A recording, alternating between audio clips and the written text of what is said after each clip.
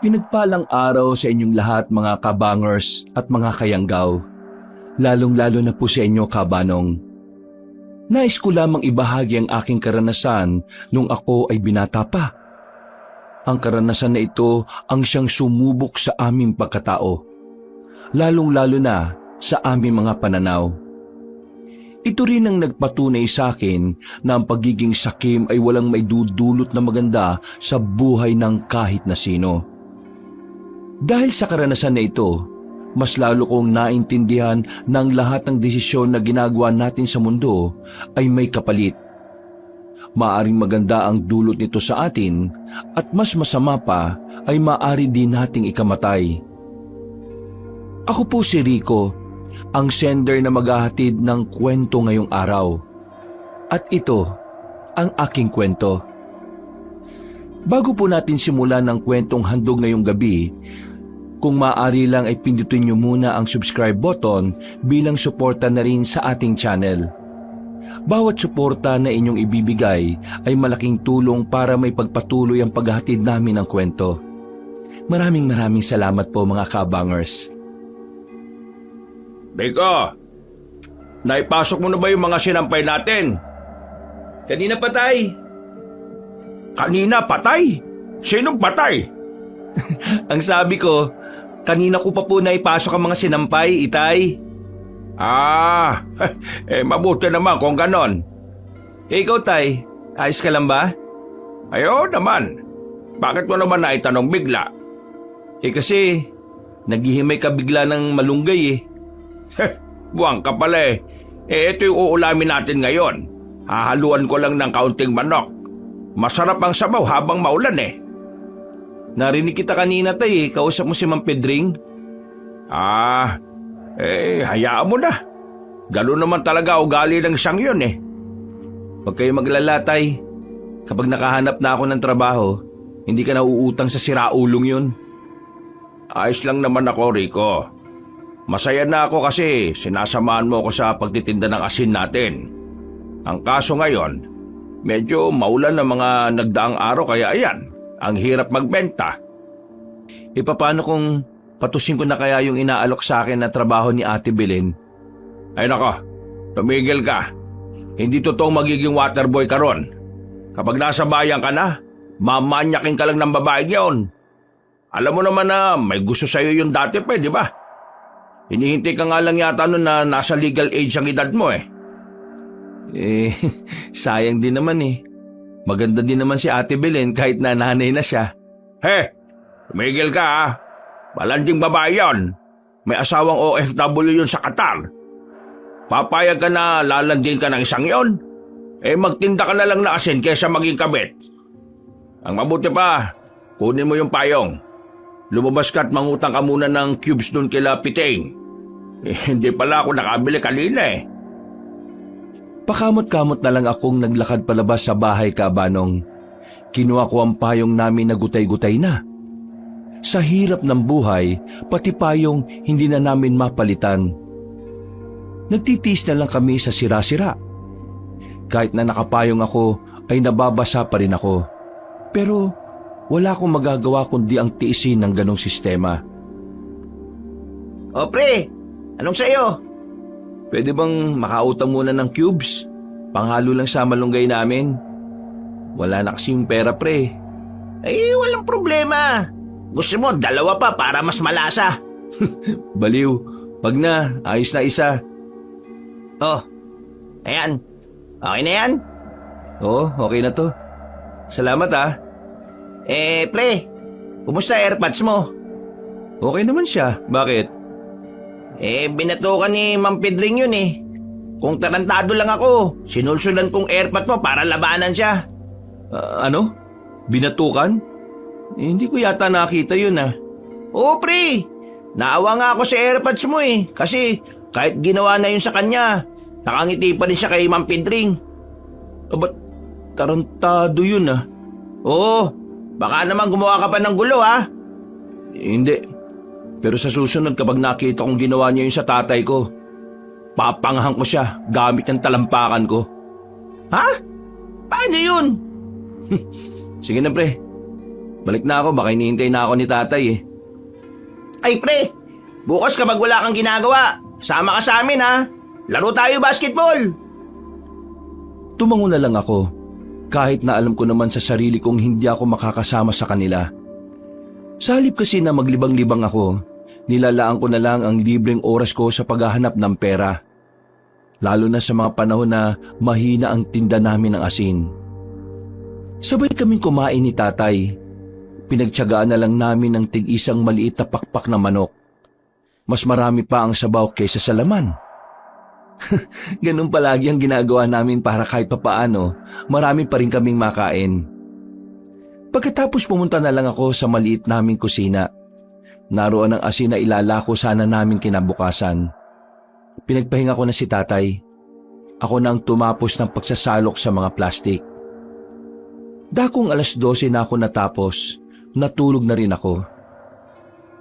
Kinabukasan paggising ko, maulan-ulan pa rin, pero hindi na ganun kalakas.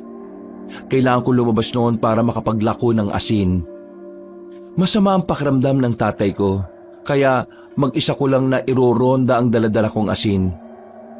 Hindi kasi kami pwedeng tumigil sa pagtitinda ng asin. Wala kaming makakain. Aling Fe, asin oh, masarap to. Kapag inalo mo to sa niluluto mo, nakko, makakalimutan mong maalat to. Patawa-tawa na lang ang matanda, pero bumili rin naman siya. Dinadaan ko na lang din talaga sa kung ano-anong pautot para lang may bumili. Makalipas ang 1 oras, naubos na rin naman ang dala ko. Kakaunti lang din naman. Pauwi na sana ako nang mapadaan naman ako sa bahay nila Gary. Kababata namin ni Piteng. Nakita ko siyang nasa bakuran. Parang problemado. Sunod-sunod ang paghit-hit niya ng sigarilyo. Nilapitan ko siya para kumustahin. O pre, ano? Ayos ka lang? Uy, ikaw pala. Oo, ayos lang naman ako. Ano bang nangyari? Yung kapatid kong baliw eh. Kung ano-ano na namang sinasabi. Naiinis na ako. Lumabas na lang ako, baka masapak ko pa eh. Uy pre, huwag kang ganyan ha. Alam mo naman na may problema sa pag-iisip yung kapatid mo. Ikaw na lang ang umintindi. Eh pare naman, hindi ako makatulog na maayos kasi ang dami-dami niyang sinasabing weirdo eh. Buisit. Dahil din sa kanya kaya nawalan ako ng trabaho eh. Abay, pumunta ba naman sa sagingan tapos sinabihan niya yung boss namin na kampon daw ng kadiliman? Ay, nako, problema nga yan. Pero ano ba kasi mga sinasabi ng kapatid mo? Puro siya sabi na may kadiliman daw na darating dahil sa isang pagkakamali at pagiging sakim. May mga nilalang daw na mabubulabog. Tapos ano, yung mga ano raw na, ano yun, mga ano? Huy, anong mga ano? Basta, mga aswang daw. Aswang? Matagal nang walang aswang ah. Hindi naman kasi totoo yung mga yan eh. Gawa-gawa lang yan ng mga siraulo. Kaya nabubisit ako sa kapatid ko eh. Kung ako lang masusunod, pinatapon ko na sa mental hospital yan eh. Nakakaabala na eh. Kahit ako na gusto lang namang mabuhay ng maayos eh, napupirwisyo pa. Pero pre, mas maganda rin naman kung idadaan natin sa may nahong usapan ng lahat. Palagi mong tatandaan na hindi mo kailangan manakit para maayos ang isang bagay. Oo, sige. Maraming salamat. O paano? Una na ako. Relax ka lang ha. Palabas na sana ako ng bakuran nila pero narinig kong sumigaw ang kapatid niya. Sinasabi nitong ang kadiliman daw ay malapit lang sa liwanag. Nagkatinginan na lang kami ni Gary. Napapailing na lang siya ng may pagkadismaya. Makalipas ang ilang araw, naging maganda na rin ang panahon. Balik paglalako na kami ng tatay ko dahil bumuti na rin naman ang pakiramdam niya. Kahit na malayo na kami, hindi pa rin kami nakakaramdam ng pagod. Sanay na kami ni tatay sa lakaran. Nabalita mo na ba yung nangyari sa San Fernando? Ho? Bakit? Anong meron? Nagkagulo. May kumakalat kasing balita na may naitatagong kayamanan sa kagubatan na malapit sa kanila. Kaya lahat ng tao ron, nagsikilos, naghanap. Pero wala naman silang nakita. Kayamanan? Yan ba yung sinasabing kayamanan na iniwan at tinago ng mga Hapones dito sa Pilipinas? Oo, yun na nga. Pero wala naman kasing kasiguraduhan kung saan dito sa Pilipinas iniwan yun eh. Pero tingnan mo yung mga taga San Fernando. Desperado silang lahat kahit walang kasiguraduhan. Grabe, no? Ganon ang epekto sa kanila ng kahirapan. Bakit tayo, Tay? Hindi naman tayo ganon. Mahirap din naman tayo, ah. Kasi tayo, naniniwala tayo na kaya tong isalba ng pagsusumikap at pagtsatsaga. Pero Tay, hindi ka ba napapagod sa buhay natin? Ano bang klaseng talong yan? Malamang nakakapagod maging mahirap. Pero wala naman tayong ibang mapagpipilian kundi ang lumaban at magpatuloy eh. Alam mo kung bakit gusto ko pa rin tumuloy? Kasi kasama kita. Ganun din naman ako, Tay eh. Ikaw lang din naman ang pinaguhugutan ko ng lakas. Kaya nga hanggat maaari, gawin natin ang makakaya natin para makapamuhay ng marangal. Napangiti na lang ako sa sinabi ng tatay ko, Kabanong. Sa aming pagpapatuloy, narating na rin namin ang isa pang baryo. Pagpasok pa lang namin, ay may mga sumalubong na sa amin. Pinakyaw nila ang mga natitira naming tinda. Masaya naman kami kasi maaga kaming makakauwi. Nako, maaga tayo makakauwi nito, Tay. Ang saya naman ng araw na to. Yan ang sinasabi ko sa iyo. Hanggat naniniwala tayong kaya nating umunlad sa maayos na paraan, ay gagabayan tayo palagi ng Panginoon at bibigyan niya tayo ng biyaya. Hindi na kami nagtagal pa sa lugar na yon. Agad na rin kaming umalis. Pero habang naglalakad kami pauwi, meron kaming natanaw na grupo ng mga kalalakihan na armado na pumasok sa kagubatan. Agad akong hinila ni tatay sa gilid. Tay, anong meron? Bakit may mga dala silang baril? Hindi ko rin alam. Pero mukhang mga rebelde mga yan. Lumapit kami roon at sumilip kami sa gubat. Nakita namin ng mga armadong lalaki na parang may hinahanap sila. Find the treasure now. We need to find the treasure. Or else I will kill you all. Tay, mukhang hindi sila rebelde. Kano yun, oh? Hinahanap din nila yung kayamanan. Diyos ko. Pati mga armadong tao ay naghahanap na rin. Sino ba kasi nagpakalat ng balikang yon? Tay, umalis na tayo dito. Baka mamaya makita pa nila tayo. Baka madamay tayo. Kabadong-kabado ako nung mga oras na yon, Kabanong. Agad na rin kaming umalis ni tatay. Buti na lang din ay hindi nila kami nahalata. Nakabalik naman kami ng payapa sa amin. Pagdating nga namin sa baryo, naririnig na rin namin sa iba ang usap-usapan tungkol sa kayamanan. Umabot na yun sa amin. May mga tao na rin sa amin na nagkakaroon ng interes sa kayamanan na yon. Oh, ano yan pre? Ibebenta na? Oo, bulok na eh. Wala na tong silbi. Papatimbang ko na lang. Nabulok na kasi ito eh. Sayang nga oh. Hindi na kasi namin ito nagamit mula nang ma-flat yung gulong. Sayang yung bisikleta na yan ah. Pero wala.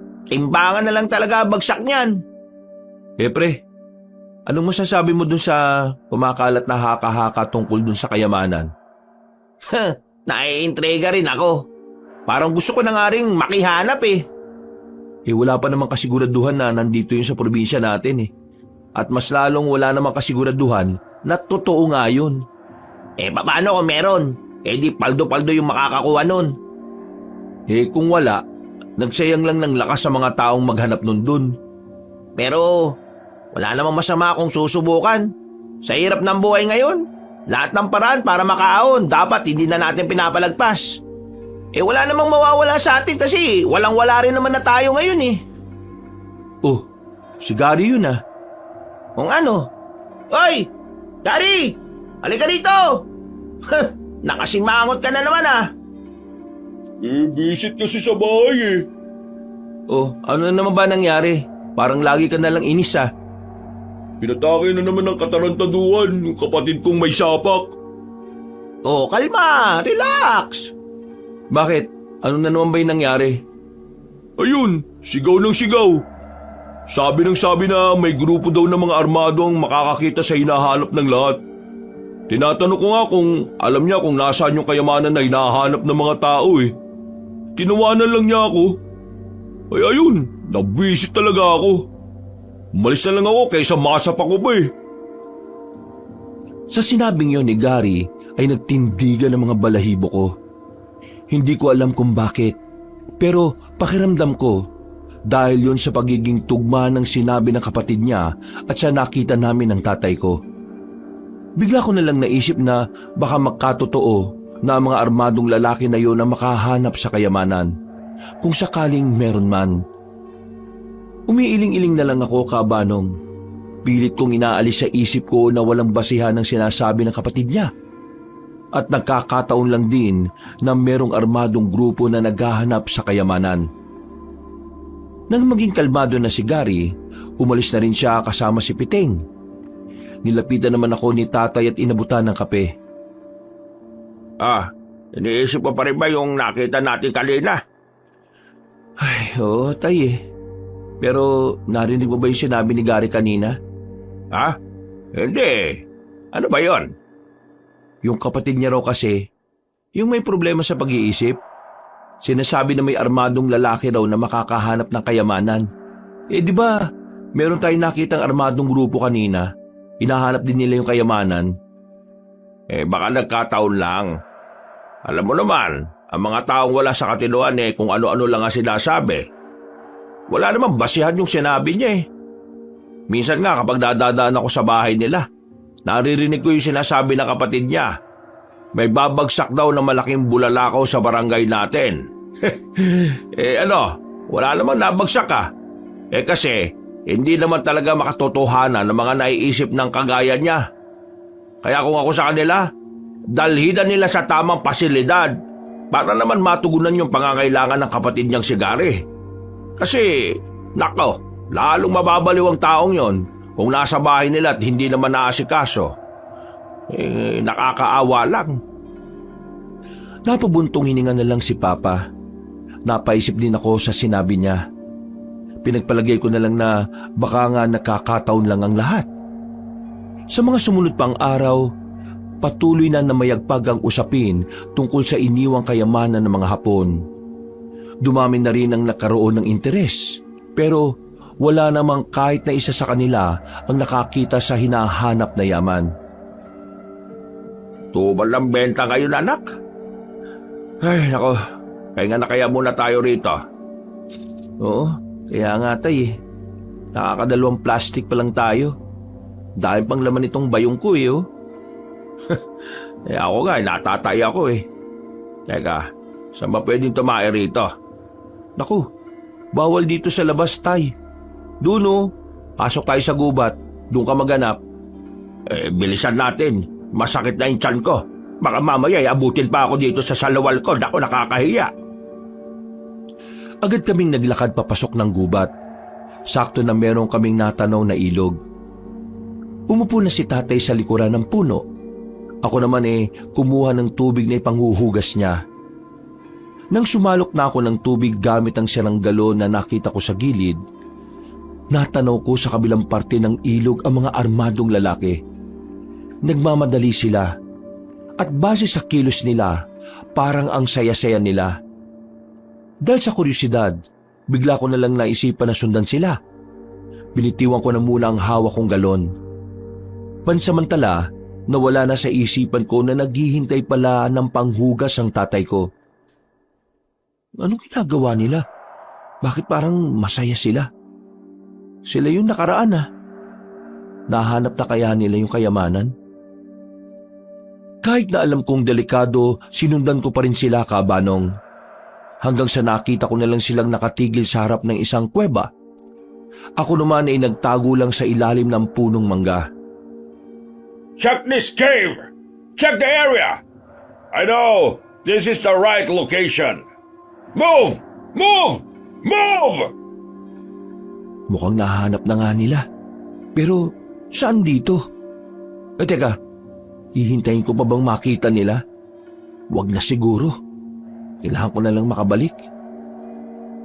Tatayo na sana ako pero meron akong natapakan na lata.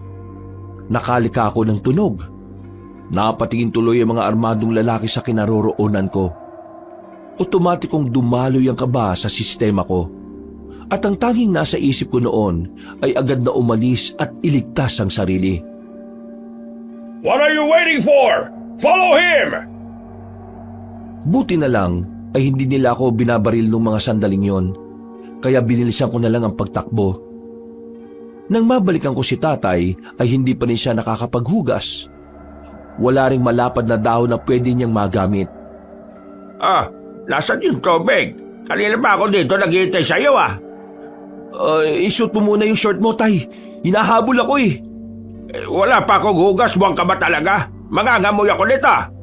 Nandiyan na sila eh. Tara na. Sino bang...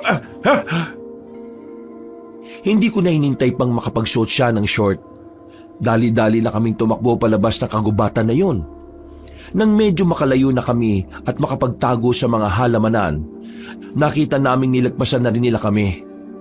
Nakahinga na rin ako ng maluwag, pero napatakip ako ng ilong nang maamoy ko si tatay. Ang pautoy! Sira ulo ka pala eh. Paano hindi ako magiging mabaho eh? Hindi naman ako nakapaghugas ng puwet. Teka, ano ba kasi nangyari? Bakit ka sinusundan ng mga yon? Nakita ko kasi silang pumasok sa kabilang parte ng gubat. Sinundan ko.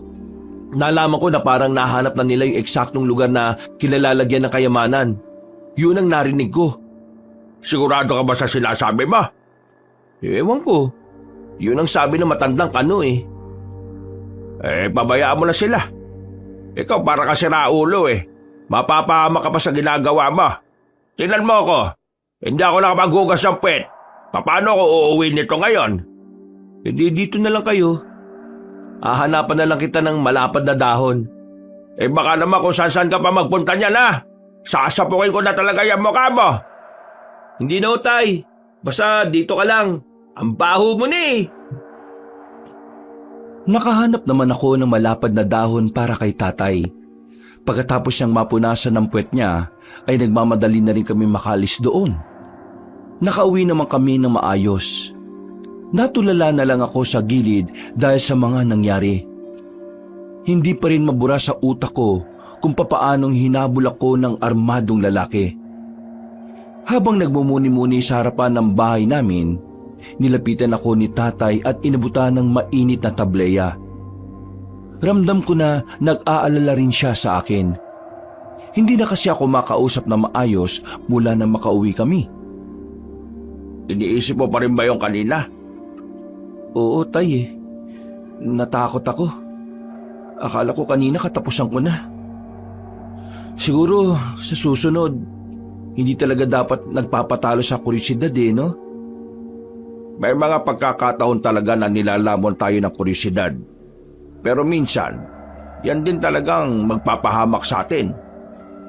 Kaya dapat, kaya rin nating labanan yon. Basta, isipin mo na lang para hindi mangyari to ulit. Isipin mo na lang na dapat hindi ka maging tsismoso. Kasi hindi naman gawain ng lalaki yun eh. Siguro dapat ganun na lang ang gawin ko. Isang malalim na paghinga na lang ang nagawa ko. Pero sa isip-isip ko, parang nagkaroon ako ng interes sa kayamanan na hinahanap nila. Dahil kung sakaling totoo ngang naroon ng kayamanan, siguradong paldo-paldo sila. Sumapit ang gabi, hindi na ako nakatiis. Nakipagkita ko kay Piteng at Gary. Hindi ko na kaya pang itago ang nalalaman ko. Total, kaibigan ko naman sila. Naikwento ko sa kanila kung anuman ang natuklasan ko. Sinasabi mo na yung mga armadong lalaki, nahanap nila yung Yamashita treasure? Yung ba ang tawag doon? Basta, narinig ko na doon daw yung kayamanan. Pero Hindi ko sigurado kung saan banda doon Malakas ang kutob ko. Sa loob yan ng kuweba. Ang tanga-tanga naman ng mga Hapon kung iiwan nila yung kayamanan sa labas ng kuweba, hindi ba? May puto si Gary. Siguradong nasa loob nga yun. Ano naman kung nasa loob? Huwag niyong sabihin na pupunta kayo ron. Rico, ito na pagkakataon natin para umahon sa buhay. Hindi pa ba natin to papatulan? Naririnig mo may sarili mo?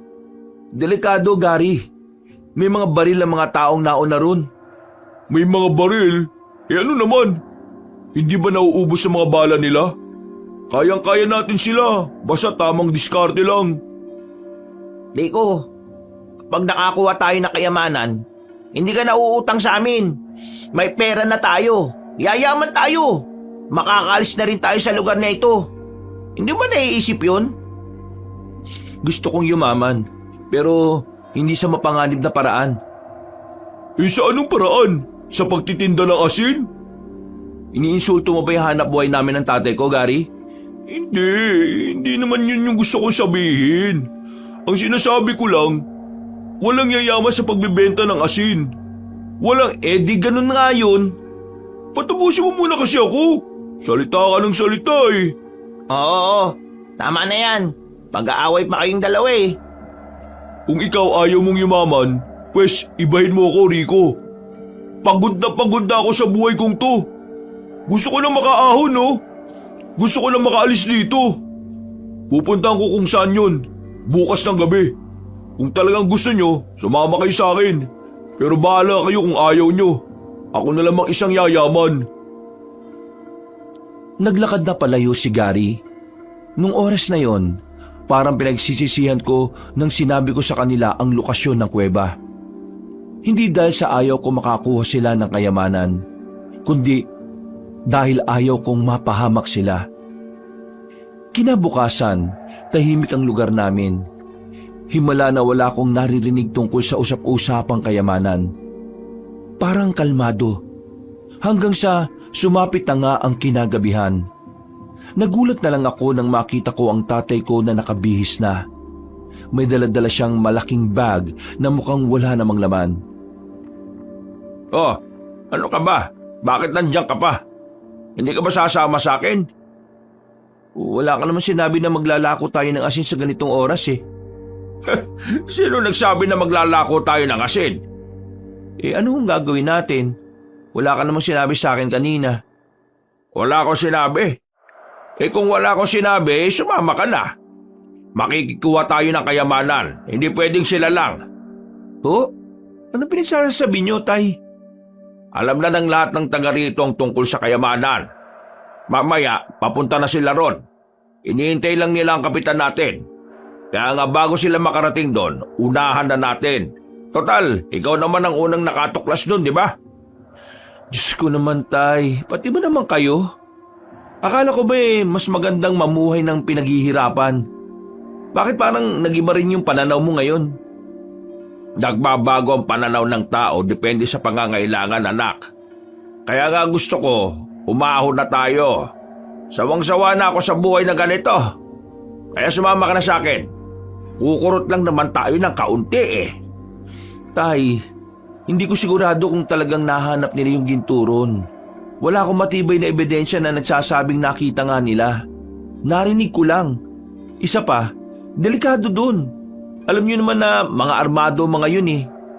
Hindi kayo sasantoy ng daladala nilang mga baril na matataas ang kalibre. Kung ayaw mo, ako na lang.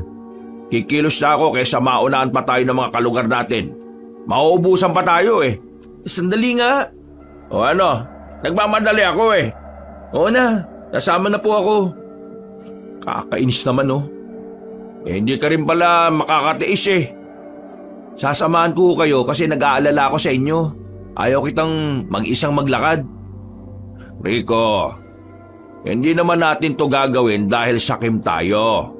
Gagawin natin to para makahinga naman ng kaunti sa buhay. Hindi naman natin uubusin eh. Kukuha lang tayo ng sapat sa atin. Huminga ako ng malalim. Kahit natutol ako sa sinasabi niya, wala akong magagawa kundi ang samahan siya. Hindi ko rin naman pwedeng hayaan na lang na lumakad siya ng walang kasama.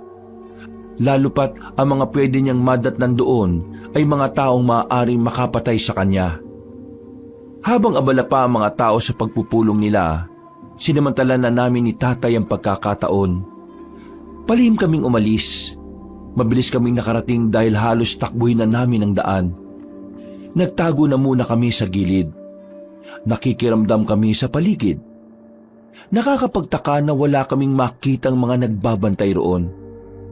Mukhang walang tao ah. Tara. Teka, sandali lang tay. Anong walang tao? Tingin mo talaga walang magbabantay dyan? Baka nasa loob lang sila. Kaya magdaan-daan lang tayo. Tingnan mo nga tahimik. Bilisan natin. Hindi tayo pwedeng babagal-bagal kasi marami tayong kaagaw. Nauna nang lumabas si tatay. Kinabahan ako sa ginawa niya pero sumunod na lang din ako. Pagpasok namin sa loob ng kuweba ay binuksan namin ang daladala naming gasera. Nang magkaroon na ng liwanag, nakita na namin na malawak pala sa loob ng kuwebang yun. Maya-maya pa, napatago kami sa gilid nang merong kaming marinig na kaluskos. Pinatay namin ulit ang ilaw. Ang liwanag na lang na naroon ay ang mangilan-ngilang gasera na nakadikit sa pader. May tao. Sumilip kami. Nakita namin ang matandang kano na gumagapang. Duguan siya. Hawak-hawak niya ang isang bag na parang mabigat. Hirap na hirap kasi siyang dalhin. Please, help me! There's a strange creature in this cave. Please, save me! What? What you say? A monster! He killed my man! Please, save me! Ha! I'm sorry, pero nandyan na yung sinasabi mo. Akin na yan! Nagulat ako sa ginawa ni tatay. Inago niya sa matandang kano ang bag. Pagtingin ni tatay sa laman, nanlaki ang mga mata niya at lumapad ang kanyang ngiti. Natameme na lang ako nung mga sandaling yon. Hindi ko inaasahan ang inasta ng tatay ko. Hindi kasi ganun ang pagkakakilala ko sa kanya. Parang madali na siyang binago ng pera. You will regret it! Isa-isa ka na. Kailangan din namin to. Kaysa naman mapunta sa masasama kagaya nyo, hindi ba? Tara, Rico, anak, umalis na tayo! No! Bago kami makalabas ng kuweba, napalingon pa kami sa matandang kano. Nakita na lang namin na merong dumating na isang lalaki. Malaki ang katawan, maskulado. Hindi namin alam kung anong ginawa ng misteryosong lalaki. Pero narinig na lang namin na dumadaing sa sakit ang matandang kano. Noong mga sandaling yun, nagmamadali na kaming tumakbo. Nang makalayo na kami, muling binuklat ni tatay ang malaking bag. Nalula kami sa nakita namin. Puro ginto nga ang nasa loob noon, kabanong. Meron din mga alahas at diamante. Anak, yayaman na tayo. Makakalis na rin tayo sa lugar na ito. Tay, tama ba yung ginawa natin? Di ba parang ninakawan natin yung matandang kano kanina? Tapos inayaan na lang din natin siyang paslangin ng kung anumang nilalang yon? Nawa ka sa taong mas masahol pa sa demonyo ang kaluluwa. Masasama sila. Tayo hindi. Kailangan lang talaga natin ng pera. At hindi naman natin to sosolohin Palihim tayong magbibigay sa simbahan. Huwag sa barangay, kupal si Kapitan Gagamitin niya lang sa sugal yung donasyon natin. Pero tay, hindi naman atin ang kayamanan na yan. Dapat isurrender natin yan sa gobyerno kasi matagal lang pinaghahanap yan Tumigil ka nga. Tingin mo magandang ideya yan. Kapag sa kanila to mapunta, paghahatian lang to ng mga buhaya. Mas maiging nasa atin na ito. Para naman kahit minsan lang makaranas man lang tayo ng ginhawa. Tara na, umalis na tayo at baka maabutan pa tayo ng iba rito. Nagmamadali kaming nilisan ng lugar na yon, kabanong. Pag-uwi namin sa bahay ay agad na sinarado ni tatay ang lahat ng bintana at ang pintuan namin. Inilatag niya ang laman ng malaking bag sa kanyang papag. Hindi ako makapaniwala sa nakikita ko noon. Sa palabas ko lang kasi yun nakikita. Rico, tignan mo, magiging mayaman na talaga tayo. Ay, ang dami nito. Sa dami ng gintong nakalatag, isa lang ang pumukaw ng atensyon ko roon. Meron din isang parang maliit na garapon. Ginto rin siya. Siya lang ang kakaiba kaya dinampot ko at nilagay ko sa altar namin. Hindi ko na muna binuksan. Nakatuon lang ang atensyon ko kay tatay. Sulit ang pagbubuhat natin dito kahit ang bigat. Ang dami naman oh. Oh, eto. Itatago ko na ang iba sa ilalim ng papag ko ha. Kuha ka na lang kapag... Ha? Ano yun? May kumakatok.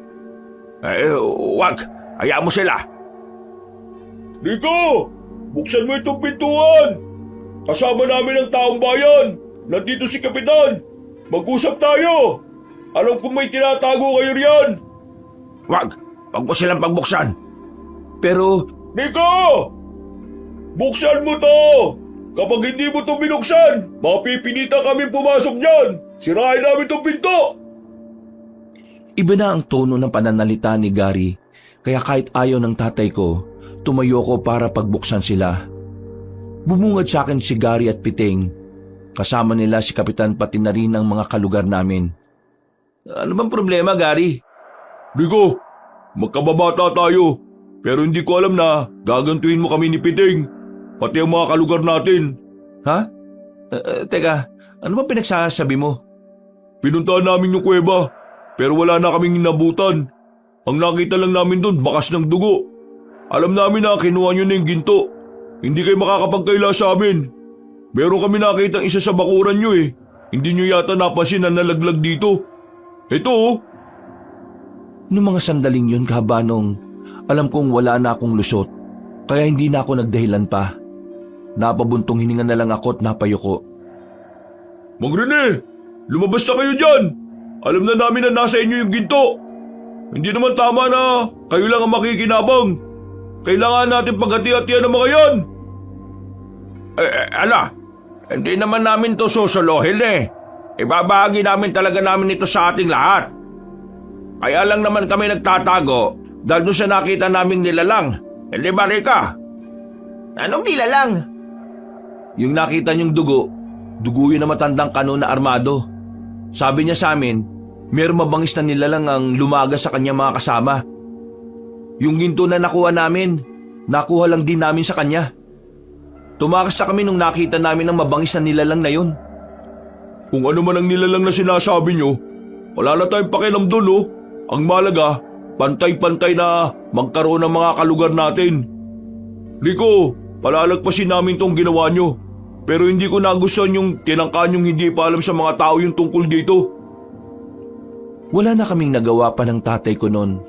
Kinuha nila mga ginto at inilatag sa lamesa sa bakuran namin. Pinapila ang mga tao at isa-isang nabigyan. Makalipas lang ang ilang minuto ay natapos na rin ang pamimigay. Mas malaking porsyento ang napunta kay Kapitan dahil daw gagamitin sa pagpapaunlad ng lugar namin. Natulala na lang si tatay sa gilid. Hindi siya makapaniwala na mababahig-bahig ang ginto na iniisip niyang kanya lang. Samantala, hindi ako pinansin ni Piting at Gary. Lumabas sila ng bakuran namin nang hindi man lang ako tinitingnan. Wala na. Nasayang lang yung pinaghirapan natin. Anong nasayang lang? Meron pa rin naman tayong nakuha eh. Meron ka pa namang naitago sa ilalim ng papag mo, tay. Ano bang gusto nyo? Soloyin lahat? Ganyan ka na ba kasakib? Ay, bibig mo ha. Hindi ko gusto tabas ng dila mo ngayon. Totoo naman eh. Nang dahil sa ginto na yan, parang biglang nagbagong ugali nyo. Parang kinain nyo na lahat ng sinabi nyo noon na mas masarap mamuhay ng pinaghihirapan lahat ng gustong makuha.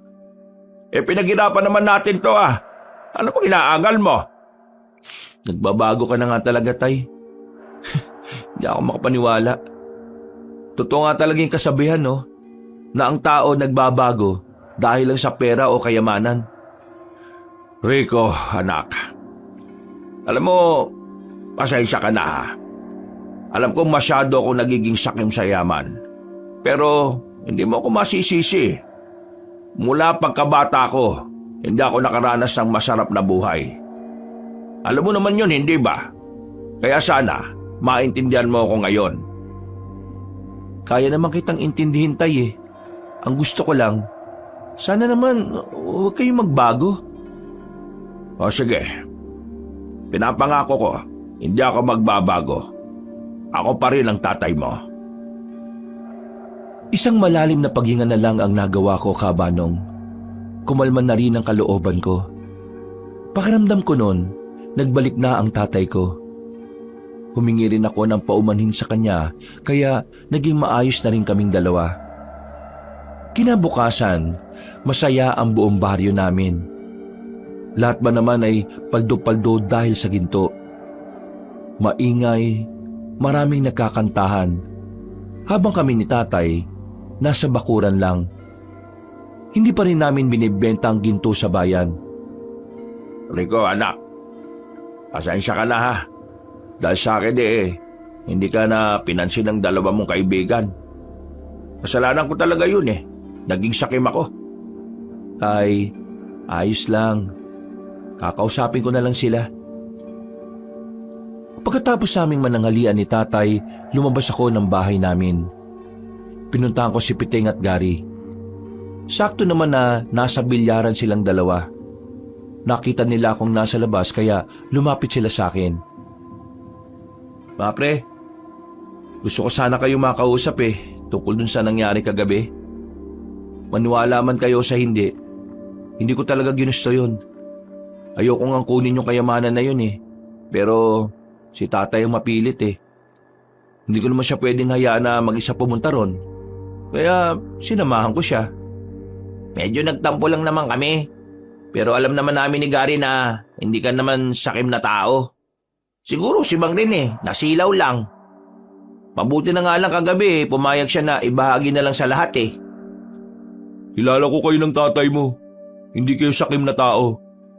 Pero minsan, may parte talaga ng buhay natin na babaguhin tayo ng sitwasyon. Kagabi, inis ako sa tatay mo. Pero naintindihan ko na lang din siya. Ganon din kasi ako minsan Maraming salamat at naunawaan niyo ako. Akala ko hindi niyo na ako kakausapin kahit na kailan Hinihintay ka lang din naman namin na lumapit. Hindi namin magagawa yun sa'yo, no? Sabay-sabay tayong nagpatuli tapos dahil lang sa kayamanan kakalimutan ka na namin. Hindi naman kami ganun. Pero pre, meron akong mas gustong malaman Ano yun? Sumama kayo sa akin sa bahay. Tara. Pagdating namin sa bahay nila Gary, ang tanging naroon lang ay ang isa pa niyang kapatid na nagbabantay kay Romer. Ang kapatid naman niyang may problema sa pag-iisip. Hindi ko alam kung bakit dinala kami ni Gary sa mismong silid ng kapatid niya. Pero nang makita ko ang drawing ni Romer sa mga pader, dito na ako kinilabutan. Kaya kita isinama rito, Rico, kasi may gusto akong itanong sa'yo. Kagabi pag uwi ko, tong si Romer, bigla-bigla na lang nagsalita. Sabi niya, isang dayuhan daw ang pinaslang na mabangis na nilalang. Tapos, may mag-ama raw na dumating para kunin yung kayamanan. Yung mga sinabi niya, tugma sa nangyari kagabi. Tugma sa kwento ninyo. Ngayon, gusto ko lang malaman, yung mga nasa drawing niya, ganyan na ganyan ba yung itsura ng nilalang na nakita niyo sa kuweba? Yan kasi ang sinasabi ni Romer na kampo ng kaniliman Biglang namahoy sampalat ko sa sobrang kaba-Kabanong. Huminga na muna ako ng malalim. Napapikit pa ako nang balikan ko sa alaala ko ang itsura ng nilalang na yon. Oo pre, ganyan na ganyan nga. Pero ang nakakapagtaka pre, paanong nalaman ni Romer yun? Totoo nga sabi ni Lola nung bago siya mamatay. Hindi sira ulo itong kapatid ko. Meron siya kakaibang kakayahan na hindi basta-basta nagagawa ng tao. Totoo pala ang mga sinasabi niya. Hindi siya nag-iimbento lang.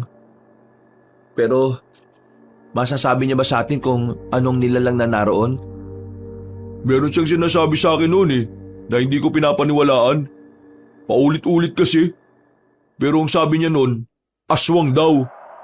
Ha? Aswang? Aswang yung nakita namin ni tatay? Sabihin na natin na aswang. Pero anong ginagawa niya sa kuweba kung saan naroon yung ginto?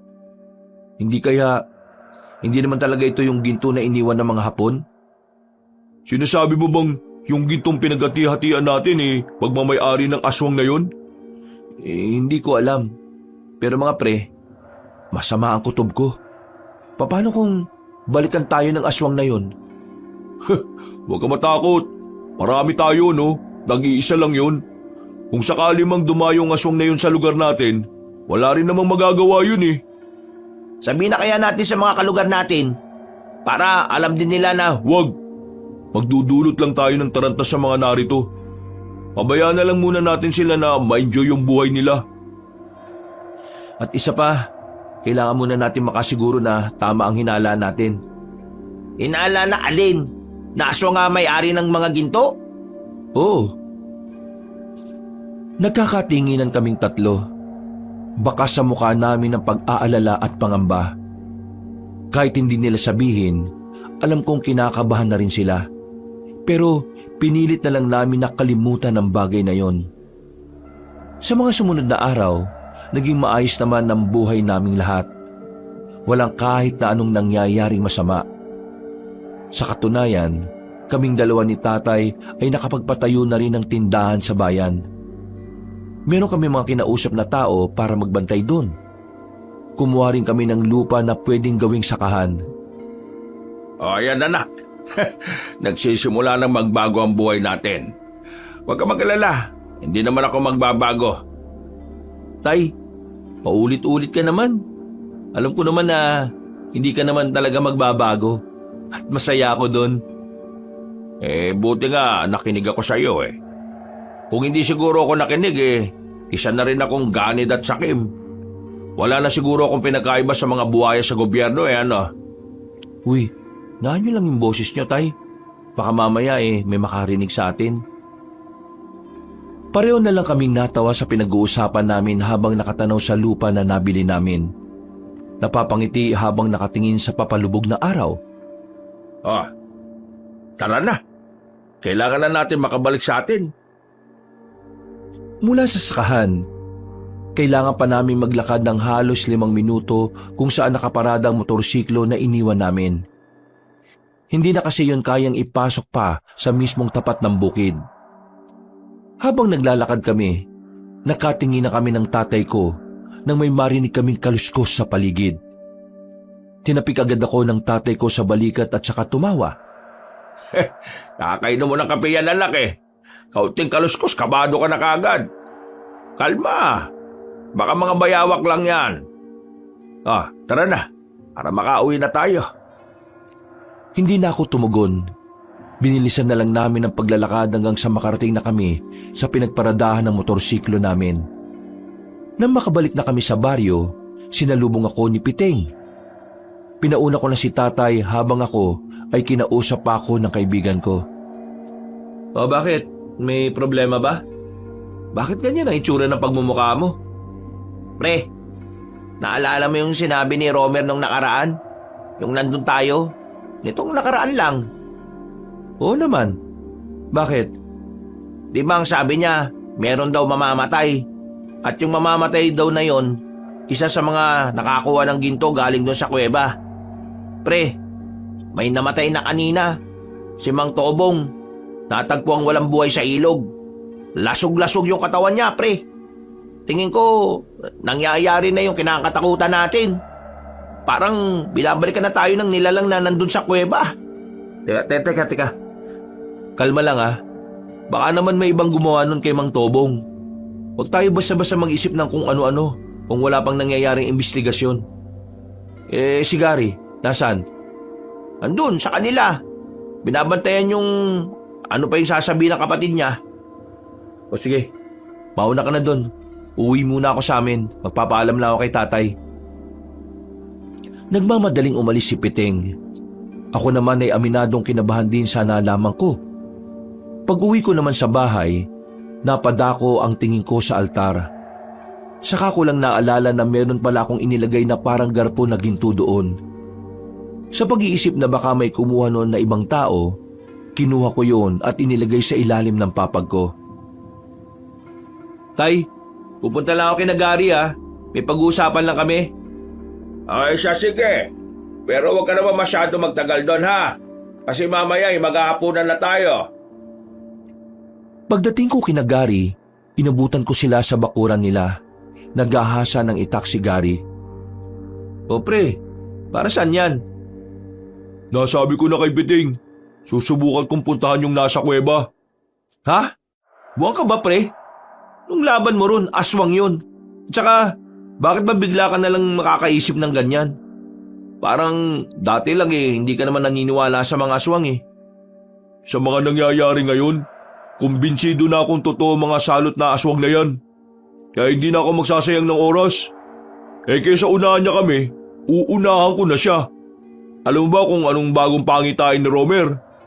Bago? Bakit? Merong bago? Ano? May mamamatay ulit. Pero sinabi niya na malapit lang dito sa atin. Pero pre, delikado. Kung nakita mo lang yung aswang na yun, talagang kikilabutan ka. Wala akong pakialam. Kailangan mamatay siya bago pa siya makaperwisyo. Kung magsabi kaya tayo kay Kapitan para makahingi tayo ng backup. Kupal si Kapitan Wala siyang pakialam. May mga nagpaabot na rin ng balita sa kanya tungkol sa nangyari kay Mang Tobong. Pero hindi siya naniniwalang aswang ang gumawa nun Wala akong aasahan sa siraulong yun. Dapat pala hindi na natin hinatian ng ginto yung kapitan natin Dami-dami pa napunta sa kanya. Wala rin naman palang kwenta. Ano, nasama ba kayo? Kung hindi naman ayos lang din naman sa akin. Hindi naman ako namimilit Rico, sasama ako. Di pwedeng hayaan na lang kita na lumakad na mag-isa doon. O sige, sasama na rin ako. Kung napipilitan ka lang, wag na Kaya na namin. Hindi, nasama talaga ako. Gusto ko rin makita ulit yung nilalang na yun Kung ganun, tara. Handang-handa na itong mga gamit ko. Meron pa ako dito. 45. Sa bugang ulo ng aswang na yun. Kalat ang utak nung pag nakita ko yun. Pagkatapos namin magapunan ni tatay, lumabas ako sa bahay para sumama sa dalawa kong kaibigan. Kinakabahan ako noon, Kabanong. Sa buong buhay ko, yun ang unang pagkakataon na haharap kami sa isang nilalang na hindi namin alam kung kakayanin ba naming paslangin. Tanging tapang lang ang daladala namin at ilang sandata.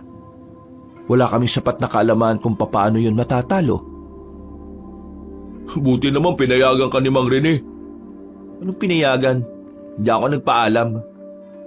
Wala kami kasalanan dyan kapag nagalit airpat mo Ikaw, Piting. Sinong bantay doon sa tindahan nyo? Bakit to sumama? Sinarado ko na yung tindahan. May ginto na ako Ilang minuto pa ang nakalipas, natanaw na rin namin ang kuweba. Pinatay na rin namin ang daladala naming lampara. Pinakiramdaman na muna namin ang paligid. Nasa 5 minuto muna kaming nagmasid at nanatili sa kinalalagyan namin. Nang masiguro namin kami lang ang naroon, marahan kaming lumabas at lumapit sa kuweba. Saka na namin binuksan ulit ang lampara. Habang naglalakad kami papasok sa loob, narinig namin na may mabibigat na yabag ng paa. Kaya naman, agad-agad din kaming tumakbo palabas. Nagtago kami ulit. Hindi nagtagal, nakita na rin namin ang isang lalaki na matangkad. Nakamaong lang na pantalon at walang pang itaas. Maskulado ang katawan niya, mahaba ang buhok nito. Patay ka sa aking aswang ka. Inilabas na ni Gary ang kanyang baril. Hindi na siya nagsayang ng oras. Pinagbababaril niya ang aswang na yon. Pero sa kasamaang palad, hindi naman niya yon tinamaan kahit na isa. Mabilis na nakailag ang lalaking aswang. Sa bilis ng kilos ng aswang ay hindi na namin nalaman kung saan yun nakapagtago. Nawala! Pambira ka naman pre Ang daming putok ni isa walang tumama. Kita niyo naman, di ba? Ang bilis niya. Hindi normal yung bilis niya Maganda kayo. Baka mamaya nandyan lang siya sa paligid. Nakatutok lang ang baril ni Gary sa kung saan-saan. Nakikiramdam kami. Wala kaming makitang aswang sa paligid pero alam naming nasa tabi-tabi lang siya. Nagulat na lang kami nang biglang hablutin ng aswang ang baril. Mabilis kaming nagtago. Kami naman ang pinagbababaril noon. Kalaunan, naubos din ang bala. Matapang namang lumabas si Gary kahit ang hawak lang niya ay mahabang itak. Lumabas ka dyan! Papatayin kita! Hindi ka na makakaperwisyo ng ibang tao sa labas! Huwag mo na ngamunin, pre. Pambira ka naman, oh. Naririnig niyo ba yung pre? Parang galit na galit siya. Huwag kayong matakot. Mas lalo lang siyang magkakaroon ng lakas ng loob kapag naging duwag tayo. Gary! Hindi na namin namalayan na nasa gilid na pala ang lalaking aswang. Madilim kasi sa bandang yon kaya hindi na rin namin nabantayan. Nahila ng aswang si Gary. Sinubukan niyang tagain yon pero wala rin namang nagawa ang itak niya. Pumaibabaw ang aswang sa kanya. Kami naman ay sinubukan ding umatake sa aswang pero masyado siyang malakas. Nasipa lang kami sa gilid kaya agad kaming bumalandra. Pero may kakaibang nangyari. Nakita na lang namin na natataranta ng umalis ang aswang habang may tama na ng palaso sa balikat. Hindi na yung pumasok ng kuweba. Hindi nyo na dapat inamo ng isang aswang lalo na kung wala naman kayong alam kung paano siya papaslangin. Sino kayo? Lumapit siya sa amin. Tinutukan namin siya ng ilaw para makilala ang mukha niya. Matanda na siya, pero malakas pa ang pangangatawan. Marami siyang burlolay sa katawan, kaya ang unang pumasok sa isipan ko, baka isa siyang albularyo. Liit mong aswang ang kinakalaban nyo. Hindi nyo siya kakayanin. Kung hindi ako dumating, siguradong wala na kayong tatlo. Eh di salamat. Sino kayo? Sabihin nyo. Isa akong albularyo. Trabaho kong hanapin ang mga aswang na yan at paslangin. Mga aswang? Marami sila? Oo. At yung aswang kanina, isa lang yon. Baka maraming aswang sa kuweba na yan. Diyos ko naman. Wala. Wala nang aswang sa loob. Nararamdaman ko. Nararamdaman? May kapangyarihan ka ba? Para maniwala kayong wala nang mga aswang sa loob. Sumama kayo sa akin, papasok ako. Nauna nang naglakad ang matandang lalaki. Nakatinginan kami saglit, pero sumunod din naman kami sa kanya. Wala pa kaming tiwala sa matandang yon, kaya naisipan ko nang tanungin ang pangalan niya habang naglalakad kami sa loob ng kuweba. Mang Juan ang pangalan ko. Malayo pa ang tinitiran ko. Naglalakbay ako para lang mahanap ang mga aswang. Hindi ko alam na narito pa lang isa sa mga aswang na dapat kong mapaslang. Kaso ang problema, nakatakas. Kaya gusto ko malaman kung ano pa ang mga pwede kong malaman dito. Mga ilang sandali lang, tumigil na kami sa isang malaking ribulto ng demonyo. Meron siyang tiningnan doon. Nagtataka siya. Parang may hinahanap siya. Tumingin siya sa amin na parang pinagbibintangan kami sa isang kasalanan. Oh, bakit? Anong meron? Ang ribultong ito ang nakasulat sa libro ng mga aswang. Sa mga ganitong ribulto, sumasamba ang mga aswang. Pero hindi tinayo ang ribultong ito kung hindi ito inaalayan ng mga ginto. May alam ba kayo kung sino ang kumuha ng mga ginto? Sandali kaming hindi nakapagsalita. Hindi namin alam kung dapat bang sabihin namin sa matandang yun ang totoo. Kahit kasi tinulungan niya kami, hindi pa rin namin magawang magtiwala sa kanya.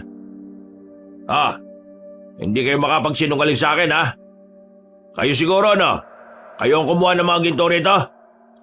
Hayaan niyo ako magpaliwanag. Huy, bakit mo sasabihin sa kanya? Baka mamaya. May mga armadong lalaki ang kumuha ng ginto dito sa kuweba. Akala nila, galing yun sa mga Hapones nung panahon ng pananakop. Pero namatay sila. Yung pinuno nila, nakita namin naghihingalo. Saka namin kinuha yung bag. Pero kayo pa rin ang nakinabang sa ginto. Nasaan ang mga ginto? Nasaan ang parato? Ha? Anong parato? Ang parato, isa ring ginto. Pero hindi ito kagaya ng mga pangkaraniwang ginto. Dahil ang bagay na ito ay pinakamahalaga sa mga aswang. Ang parato ay inilalagay sa ilalim ng ribultong ito. Pinaniniwalaan nila na sa paratong yon, namamalagi ang kaluluwa ng mga mahal nila sa buhay. Parang doon nilalagay yung mga abo ng mga namatay nilang mga kamag-anak? Hindi, abo. Mismong kaluluwa ang mga naroon.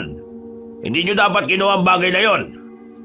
Hindi nga namin alam kung ano ang parato. Wala naman kaming nakuha na banga dyan eh. Kailangan mahanap yon. Kung hindi, maaaring malagay sa alanganin ng buhay ng karamihan sa inyo. Huwag na nga tayo makinig sa isang yan. Hindi natin kilala yan eh. Ngayon lang natin yan nakausap at nakita. Baka mamaya may ibang binabalak sa atin yan. Hoy, makinig kayo sa akin. Kailangan nyo hanapin ang parato at maibalik dito. Kung hindi nyo may babalik, madadamay ang mga inosyenteng buhay. Sige nga, sabihin mo na lang nga sa amin. Ano bang itsura ng parato na yan? Wala akong tsak na pagkakalarawan. Ang nabasa ko lang, para siyang lalagyan. Hindi ko alam kung nasaan yun. Wala naman kami nakitang ganun eh. Baka hindi kami nakakuha. Baka mga armadong lalaki nakakuha nun. Kung hindi kayo nakakuha, kailangan nyo pa rin hanapin yon at maibalik dito. Dahil madadamay pa rin kayo sa oras na dumalaw na mga aswang dito para magsamba. Kayo lang ang malapit sa lugar na ito. Kaya kayo lang ang babalikan nila. Di ba sabi mo, tumutugis ka ng aswang? Di tulungan mo kami kapag nangyari yung sinasabi mo. Oo, tutulungan ko naman talaga kayo eh. Pero hindi ko maililigtas ang maraming buhay kung mga inosyente ay idadamay nila. Iisa lang ako. Mga pre, tingin ko kailangan nga nating mahanap yung bagay na yun. Kahit yun na lang ang maibalik natin. Di ako naniniwala sa isang to eh. Baka mamaya, sinasabi niya lang yun para magkaroon siya ng parte sa mga ginto. Ganyan ka ba kawalang utang na loob? Matapos ko kayo iligtas, lalo ka na. Pag-iisipan mo ako na masama. Gano'n naman talaga ang mga masasamang tao, di ba? Nagpapanggap munang mabuti sa umpisa. Pre, kalma ka nga. Tara, bulis na tayo dito sa kuweba na to. Baka mamaya biglang may dumating na maraming aswang. Bahala kayo kung maniniwala kayo dyan. Pre, sumunod ka lang sa labas. Susundan ko lang si Gary. Manong, totoo ba talaga mga sinabi nyo? Akala ko sa kalooban mo na naniniwala ka sa akin.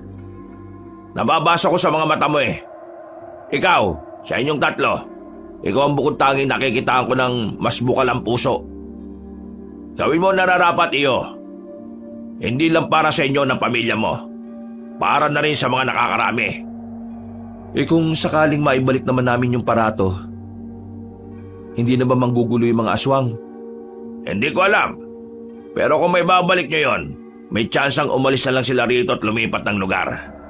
Pero may tsansa rin na magalit sila dahil ninakaw nyo yung mga ginto nila.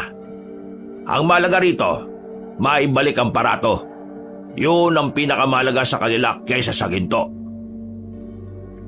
Pumuntong hininga na lang ako ng mga sandaling yon. Matapos ang pag-uusap namin, ay sabay na rin kaming lumabas. Naghiwalay na rin kami ng landas. Nagpaalam sa akin ang matandang lalaki at sinabi niyang babalik siya kinabukasan. Ako naman, nagmamadali ako makauwi sa amin. Nakaabang na ang tatay ko sa bakuran namin dahil napatagal ako makabalik. Hoy, pambira naman. Bakit man tagal mo naman? Lumamig na yung pagkain natin, no? Pasensya na tay, napakwento lang ako. Tara na, kain na po tayo. Kapansin-pansin ang pagiging balisa ko nung gabing yon. Tanong ng tanong ang tatay ko kung ayos lang ba ako. Pero sinasabi ko lang na oo. Hindi ko sinabi sa kanya ang totoo. Ayoko kasing ma-stress siya kapag nalaman niya ang nangyari. Kinabukasan, maaga akong nagising. Pupuntahan kasi namin ni tatay ang sakahan namin para kausapin yung mga magiging tao namin doon. Pagdating namin doon, naroon na silang lahat. Lutang ang utak ko noon, kabanong. Niwala ngang pumasok sa kokote ko sa mga napag-usapan. Hindi na nakatiis ang tatay ko. Habang abala ang mga tao namin, dinala niya ako sa kubo-kubo at kinausap niya ako. Nak, ano ba talagang problema? Kanina pa kita napapansin eh. Para kang sabog. Nakadroga ka ba? Tay naman, ba't naman ako maggaganon? Mukha ba akong adik? Oo, mukha kang adik. Tinatanong na nga ako ng mga tao natin kung ayos ka lang eh. Ano ba kasing iniisip mo? Tay, ayos lang ho ako. kilala kita. Alam ko kung kailan ka nagsasabi ng totoo at kung kailan hindi. Hindi ka makakapagsinungaling sa akin. Ginagawa mo naman akong bata anak eh. Huminga ako ng malalim. Tingin ko noon, kailangan na ring malaman ng tatay ko ang nangyayari. Naiisip ko na mas mainam nang may alam siya para kahit papaano mapaghandaan niya ang mga maaaring mangyari. Sige na, ano yun anak? Tay, kagabi, pinuntahan namin yung aswang. Doon sa kuweba. Nakalaban namin, kasama ko si Garit Piting. Ba't tarantadong batang to ah? Bakit yun naman ginawa yun? Diyos ko ka, paano kung napahama kayo ron? Alam nyo naman na hindi basta-basta yung nilalang na yun, hindi ba? Yung kapatid kasi ni Gary na nagkakaroon ng mga pangitain, pinagbasihan namin yun. Nakita kasi sa pangitain ni Romer na may mamamatay raw dito sa atin. Kaya uunahan na lang sana namin. Pero ang nangyari, muntikan na kaming madali. Buti na lang may dumating na matandang albularyo. Niligtas niya kami. Nako, buti na lang talaga. Kung hindi, baka mamaya sa morgue na kita puntahan. Maraming alam yung matandang albularyo, Tay. Meron siyang sinasabi, yung parato, bagay na nasa ilalim daw ng ribulto ng mga aswang. At yung parato, parang kagaya siya ng sa atin. Yung nilalagyan ng abo ng mga namatay nating mahal sa buhay. Pero sa kanila, lalagyan daw ng kaluluwa. Nawala na yung sa ribulto. At ang hinala ng albularyo, napasama yun sa mga kinuwang ginto. Kasi ginto rin daw yun. Parato? Ngayon ko lang narinig ang salitang yan ah. Ang parato ay galing daw sa libro ng mga aswang. Nandun daw yun nakasulat. Ang kaso, hindi namin alam kung ano yung itsura ng parato. Kung gaano kalaki o kung gaano kalapad o kabigat. Basta, parato. Kapag daw hindi na ibalik yung sa ribulto ng mga aswang, mayayari tayo. Pwede raw madamay ang mga inosenteng buhay. Saan naman kasi natin hahanapin yung parato na yon? Yun nga ho ang problema. Nasaan? Sumasakit na nga ulo ko kakaisip eh. Sino bang nakakuha ng parato na yon? Wala naman ako nakuhang ginto na parang lalagyan eh. Wala akong maalala. Tay, huwag niyo na lang pong intindihin. Ako nang bahala rito. Kailangang nakafocus kayo sa sakahan. Pwede bang pabayaan kitang sumasakit ang ulo sa kakaisip? Kailangan kitang tulungan siyempre. Isa pa, kasama rin naman ako sa dahilan kung bakit nangyayari ang lahat ng ito eh. Hindi niyo naman kasalanan, Tay. Lahat tayo ginusto natin to. Gagawa natin ang paraan yan. Mahahanap ko rin yung buwisit na parato na yan. Huminga ako ng malalim. Napapikit na lang ako. Maya-maya, nagpaalam ako kay tatay. Pinuntahan ko si Piteng. Sumama siya sa akin at pinuntahan naman namin si Gary. Uminit ang ulo ko nang makita ko siyang nagiinom lang sa bakuran nila. Parang hindi man lang siya gumagawa ng paraan kung paano namin makikita yung parato na sinasabi ng matandang albularyo. Gary! Hindi tumayo si Gary sa kinilalagyan niya. Kaya naman ako na mismo ang lumapit sa kanya. Hinila ko ng malakas ang kwelo niya para sapilitan siyang patayuin. Nagagawa mo pa talaga mag-inom ah. Habang kami sumasakit ang ulo namin sa kakaisip kung saan namin hahanapin yung lintik na parato na yon. Tapos ikaw, pasarap ka lang sa buhay. Bitiwa mo nga ako! Alam mo ang problema mo, Rico? Ikaw ang problema ko. Wala ka man lang bang balak tulungan kami para ma-resolve ang problemang to? Problema? Wala namang problema! Wala. Sira ulo ka na ba talaga? Kailangan natin mahanap ang parato. At wala tayong ideya kung saan mahahanap yun. Alam mo kung bakit ka problemado? Kasi nagpapaniwala ka sa matandang yun. Gary, pre, seryosohin mo naman tong sinasabi namin. Para din naman to sa... Isa ka pa! Na-impluwensyan ka na nito ni Rico. Alam niyo, naniniwala na ako na merong aswang kasi nakita ko eh. Pero hanggang dun na lang yun. Yung pinagsasasabi ng albularyo, hindi na ako maniniwala dun. Ano? Hindi ka naniniwala?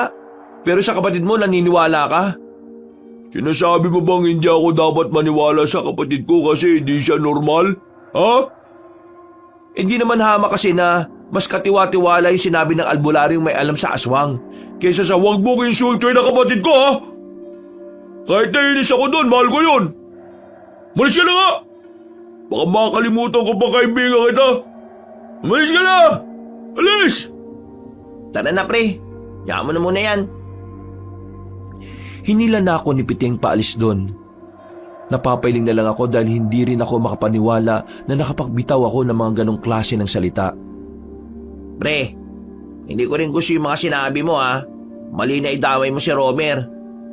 Oo, alam ko naman eh. Nadala lang ako ng emosyon ko. Alam kong mali ako pero pre, hindi ko na alam ang gagawin ko. Pakiramdam ko, nakasalalay sa balikat ko ang lahat ng buhay ng mga taong narito. Bumuntong hininga na lang ako. Kumirot na ang sentido ko noon. Kaya umuwi na muna ako sa bahay para magpahinga. Wala pa si tatay. Nasa bayan siya para punta ng isa pa naming negosyo roon. Buti na lang din, sinamahan ako ni Piting. Dakong 8:00 ng gabi, tahimik na ang paligid. Nag-aalala na ako noon kasi wala pa rin ang tatay ko. Pre, paano? Una na ako ha. Sige pre, maraming salamat ha. Medyo kalmado na utak ko. Hindi bale, bukas ng umaga babalikan ko si Gary at hihingi ako ng pasensya sa kanya. Mabuti naman kung ganon. Alam mo naman, matagal na tayo magkakaibigan, kaya dapat hindi tayo nakakasamaan ng loob. Sige pre, maraming salamat ulit ha. Tumungo na lang siya sa akin at nagsimula na rin maglakad palabas ng bakuran namin. Pero hindi pa man siya nakakalabas, napatigil na siya kagad sa bandang bungad.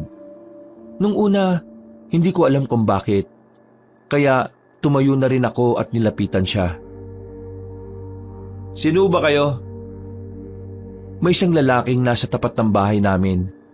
Hindi siya nagsasalita. At kahit na ilang beses kong ulitin ang tanong ko, hindi naman din siya sumasagot. Pre, tingnan mo oh. Sa kabila meron din. Paglingon ko sa gilid, meron ding lalaki ron. Ganon din sa kaluwang banda. Walang nagsasalita sa kanila. Nakatingin lang sila sa amin ng seryoso. Napapalunok na ako ng laway sa sobrang kaba. Kaya naman, hinila ko na si Piting papasok sa bahay namin. Sinarado namin ang mga bintana at kinandado namin ang pintuan. Pre, ano ba nangyayari? Diyos ko, sino ba yung mga yun? Mga adik yata yun eh. Hindi sila adik pre. Ha? Anong ibig mo sabihin? Hindi sila adik. Mga aswang ang mga yan. Yan na nga ba kinatatakutan ko eh. Binalikan na nila tayo. Inaanap na nila yung lintik na aparato na sinasabi nila. Oo, umalma ka lang. Eto, kunin mo tong isang itak. Huwag mo sabihin na lalabanan natin ang mga yan. Wala naman tayo magagawa, Piting eh.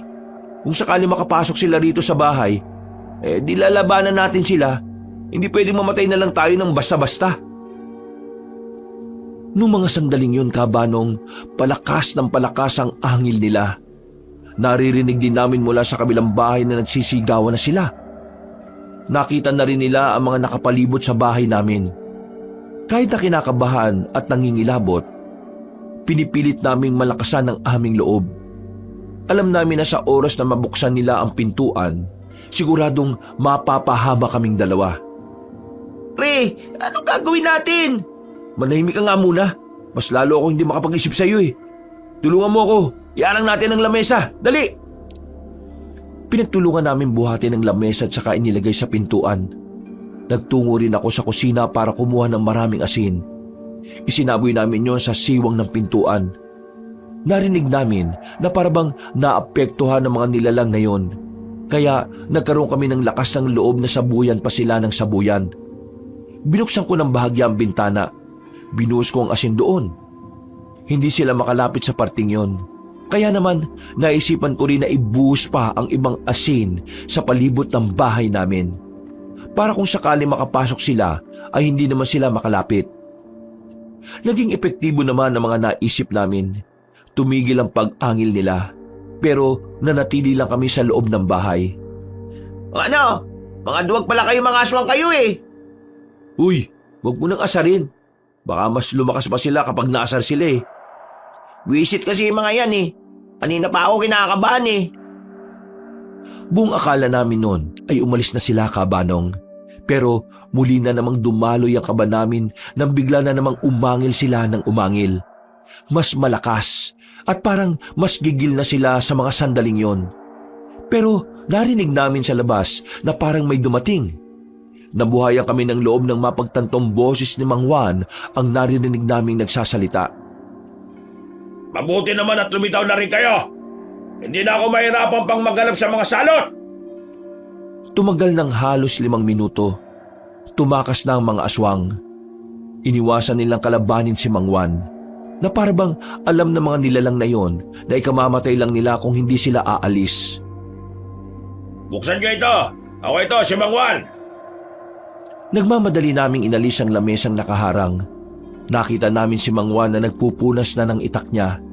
Parabang hindi man lang siya kinabahan. Normal lang ang kilos niya. Ano? Ayos lang ba kayo? Paano mo napalayas yung mga salot na yun? Sinabi ko naman kasi sa inyo, matagal ko na itong ginagawa. Kaya kailangan nyo magtiwala sa akin. Pero, nahanap nyo na ba yung parato?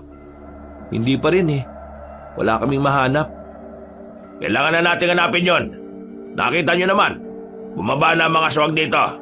Ibig sabihin lang nun, alam na ng mga nilalang na yun na nawawala ang parato nila. Kayo ho, may ideya na ba kayo kung anong itsura ng parato? Wala pa rin eh. Basta ang alam ko lang, ha? Natigil ang pag-uusap namin nang biglang makarinig kami ng malakas na sigaw mula sa hindi kalayuan. Mga tinig ng mga kalugar namin na humihingi na ng tulong. Tumakbo kami patungo roon kasama si Mang Juan, pero huli na nang dumating kami. Wala nang malakas na tinig. Inabutan na lang namin na wala nang buhay ang mga tao sa loob ng bahay. Duguan ang sahig. Nakabulagta ang mga naroon. Maraming kalmot sa katawan at halos sumiwalay ang lasog-lasog na katawan. Wisit! Napaka-brutal naman ito! Ito na sinasabi ko. Ito na kinatatakutan ko. Gumagawa na sila ng hakbang para pagbayarin ng mga tao. Ang lahat ng ito ay nangyayari dahil sa kasakiman ninyong mga taga rito. Hindi ako nakapagsalita, Kaabanong. Aminado naman ako na isa ako sa dahilan kung bakit nangyayari ang kaguluhan na yon. Napabuntong hininga na lang ako. Nararamdaman ko ang konsyensya sa kalooban ko kaya napapayuko na lang din kaming dalawa ni Piting. Pero hindi pa naman huli ang lahat. Ang una niyong gawin, sabihin ng barangay, ipaalam ang tunay na sitwasyon ng inyong lugar. Kailangan malaman ng mga taga rito na may mga aswang na magdudulot ang panganib sa buhay ng lahat. Bilisan niyo na! Kumilos na kayo! Wala na kami sinayin na pagkakataon. Tumakbo na kami patungong barangay at saka sinabi ang mga nangyari. Naniwala naman sila na mga aswang ang pumaslang sa mga biktima. Pero bigla nila akong sinisi at ang tatay ko. At dahil doon, maging ang ibang mga taga sa amin ay galit na rin sa amin ni tatay. Pre, tingin ko, kailangan nyo munang umalis dito. Galit sa inyo mga tao eh. Ayaw ang sinisisi kung bakit nangyari ang lahat ng ito. Ha? Bakit ako? Nakinabang din naman lahat sila dito ah. Kung saan na, hindi sila nakihati. Hindi naman sila babalikan ng mga aswang eh. Oo nga, nandun na tayo. May kasalanan nga rin sila. Kami.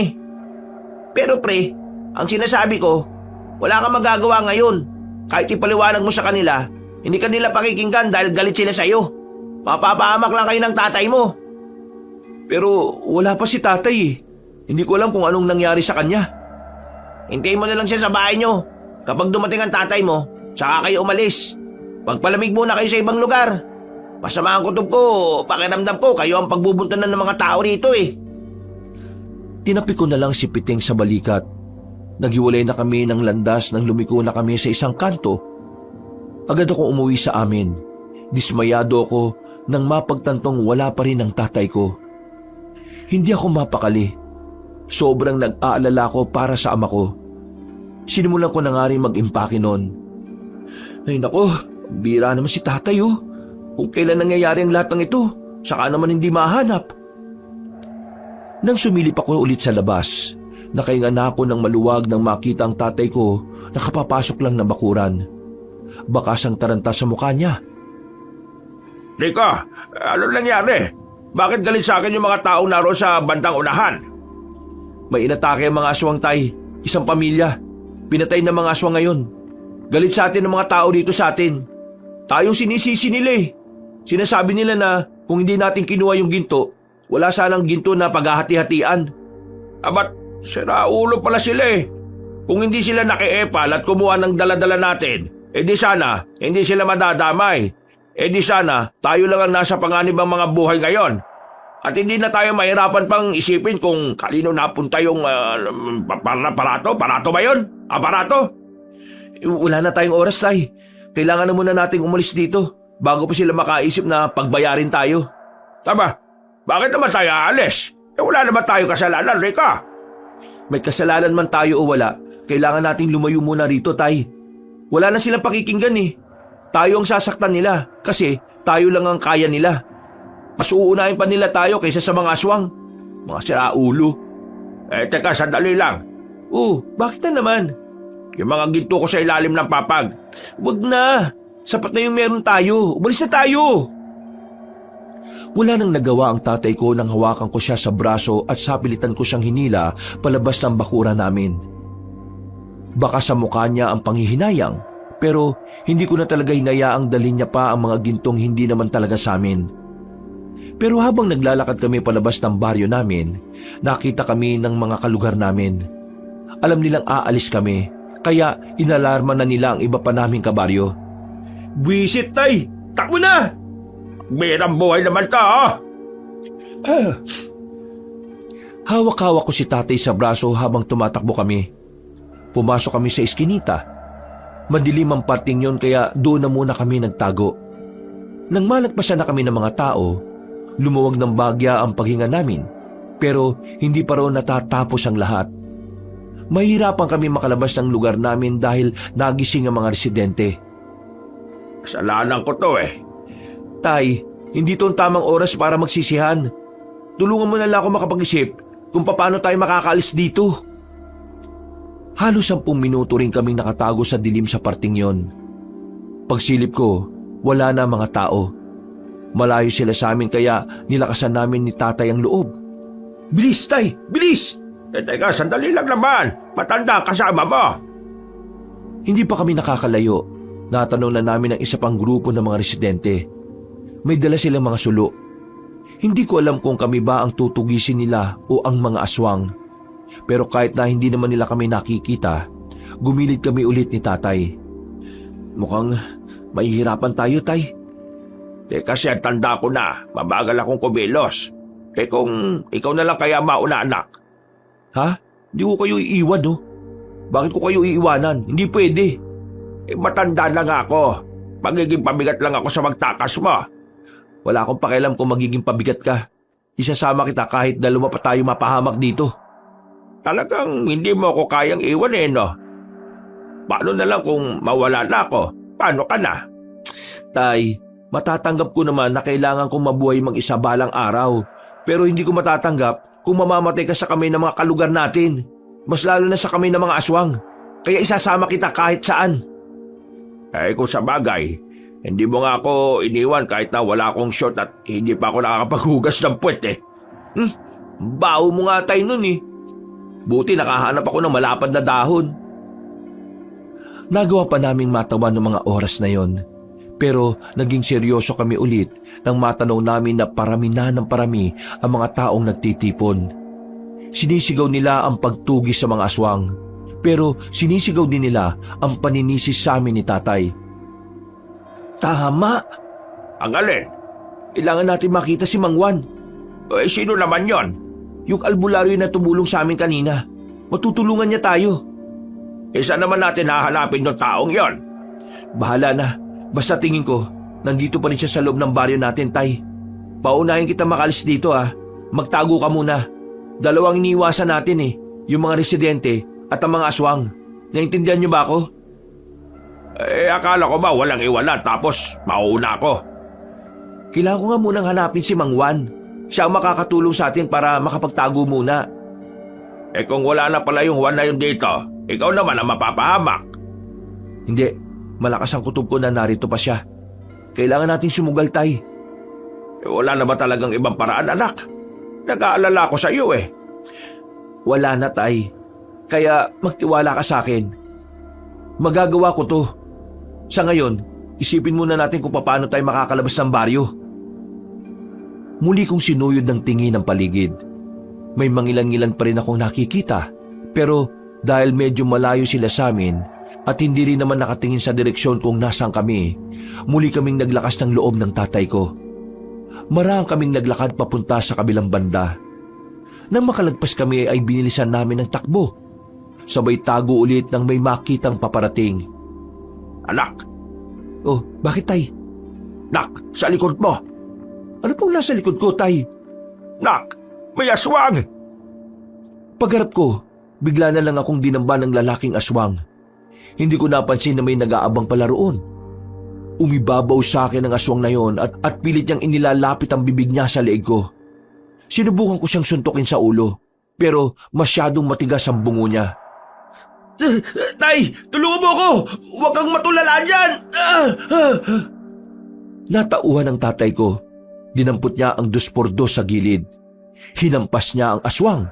Ang kaso nga lang, bigla yung umilag. Ako ang tinamaan sa hita. Pinilit kong tumayo kahit na iika-ika ako. Ang aswang naman ay agad na umakyat sa bubungan. Ilang sandali lang, narinig na lang namin na may mga tao nang nakakita sa aswang na yon. Agad kaming sumiksik ng tatay ko sa sulok ng bahay. Nagkagulo sila dahil sa aswang. Hinabol nila yon habang kami naman kumuha lang ng tamang pagkakataon. Lumabas kami ulit nang masigurong wala ng mga residente. At habang papatakas kami, bigla na lang merong umilas sa aming dalawa papunta sa dilim. Shh!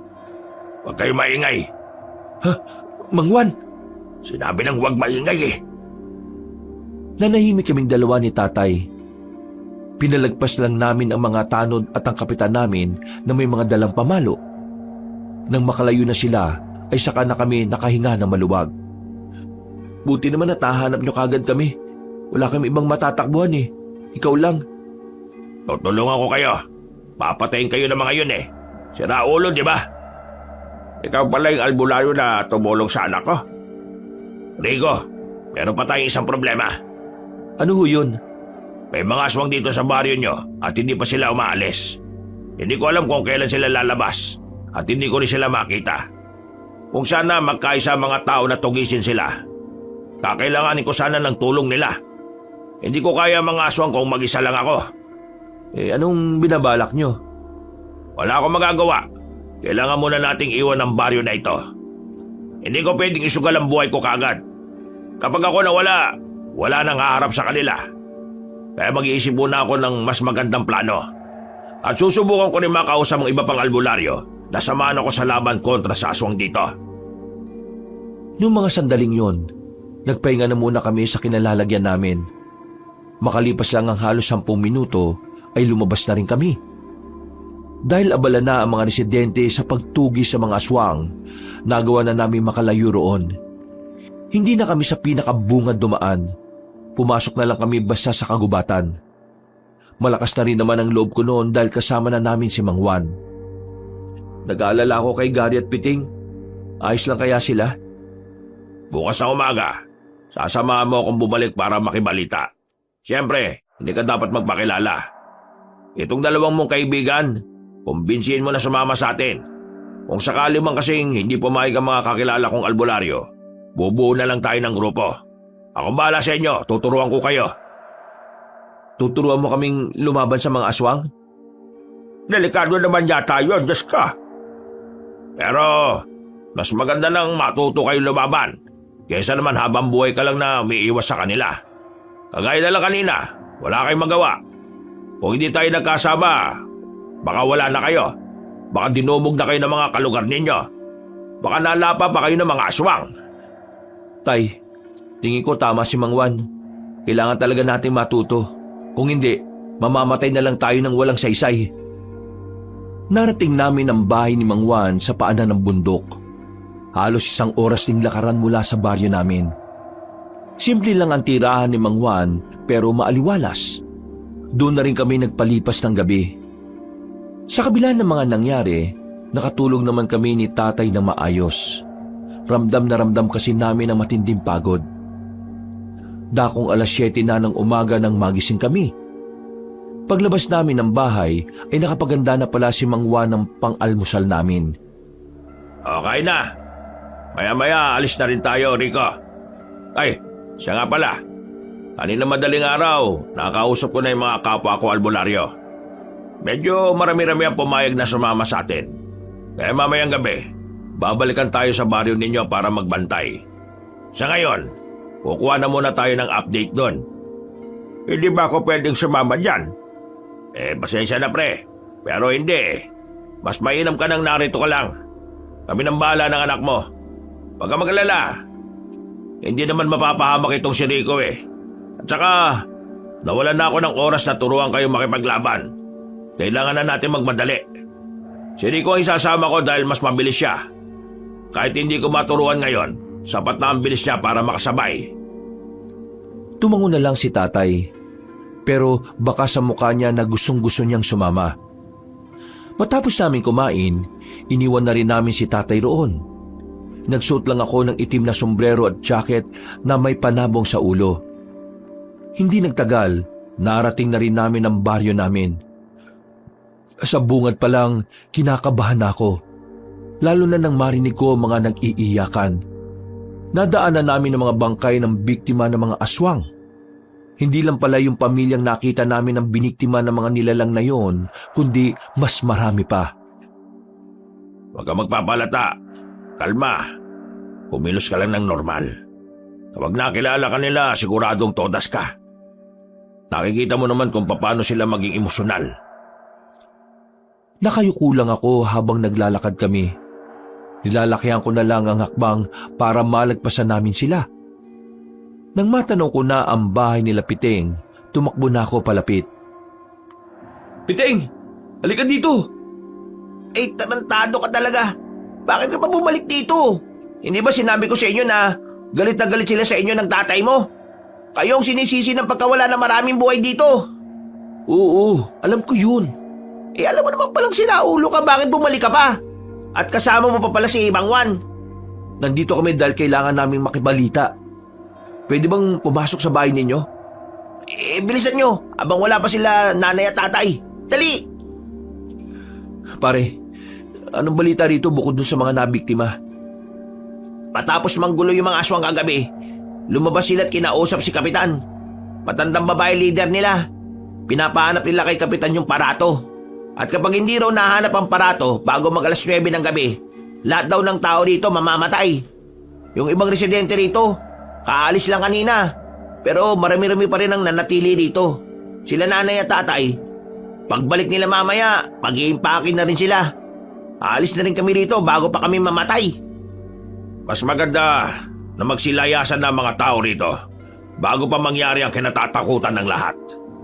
Pero ayaw ng iba umalis eh.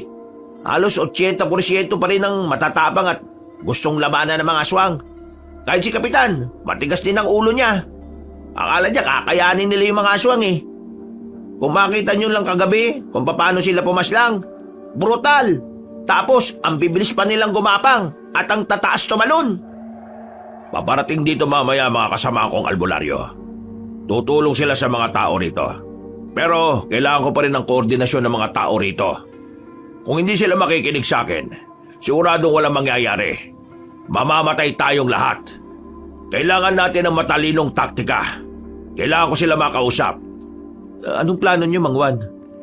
Dito ka lang, Rico. Piting, itago mo muna siya rito.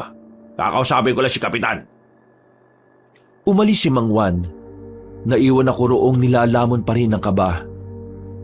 Para akong kriminal na nagtatago kahit na wala naman talaga akong kasalanan. Inabutan ako ni Piting ng kape. Pero sa halip na kumalma, mas lalo lang akong ninerbiyos. Si Gary pre, kumusta? Ayos lang ba siya? Ayos lang ba yung pamilya niya? Oo, ayos lang naman. Duman ako kanina dun eh. Wala naman nasaktan sa kanila. Gusto ko siya makausap. Huwag ngayon pre. Yung nanay at tatay nun, kayo sinisisi sa lahat ng mga nangyari. Kapag nakita ka ron, yari ka. Tawagin mo kaya, papuntay mo dito. Hindi pa rin pwede. Kahit ako, umiiwas din ako lumabas-labas eh. Alam ng mga tao na magkakaibigan tayo. Kaya yung iba, tinatanong ako kung alam ko kung nasaan ka. Ay nako, pasensya na pre ah. Mukhang nadadamay pa kayo sa gulong ito. Ano ka ba? Hindi nyo naman kasalanan eh. Isa pa, damay naman talaga tayong lahat kasi nakinabang din naman kami. Kung tutusin, wala silang karapatan na sisihin kayo ni Mang Rene. Dahil sa kasakiman, nadamay sila.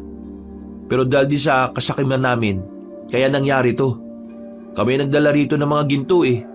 Basta, naniniwala akong wala kayong kasalanan. Ilang oras kaming naghintay sa pagbabalik ni Mang Juan.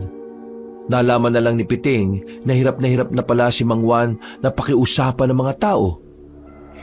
Hindi siya pinakikinggan dahil hindi naman siya taga roon.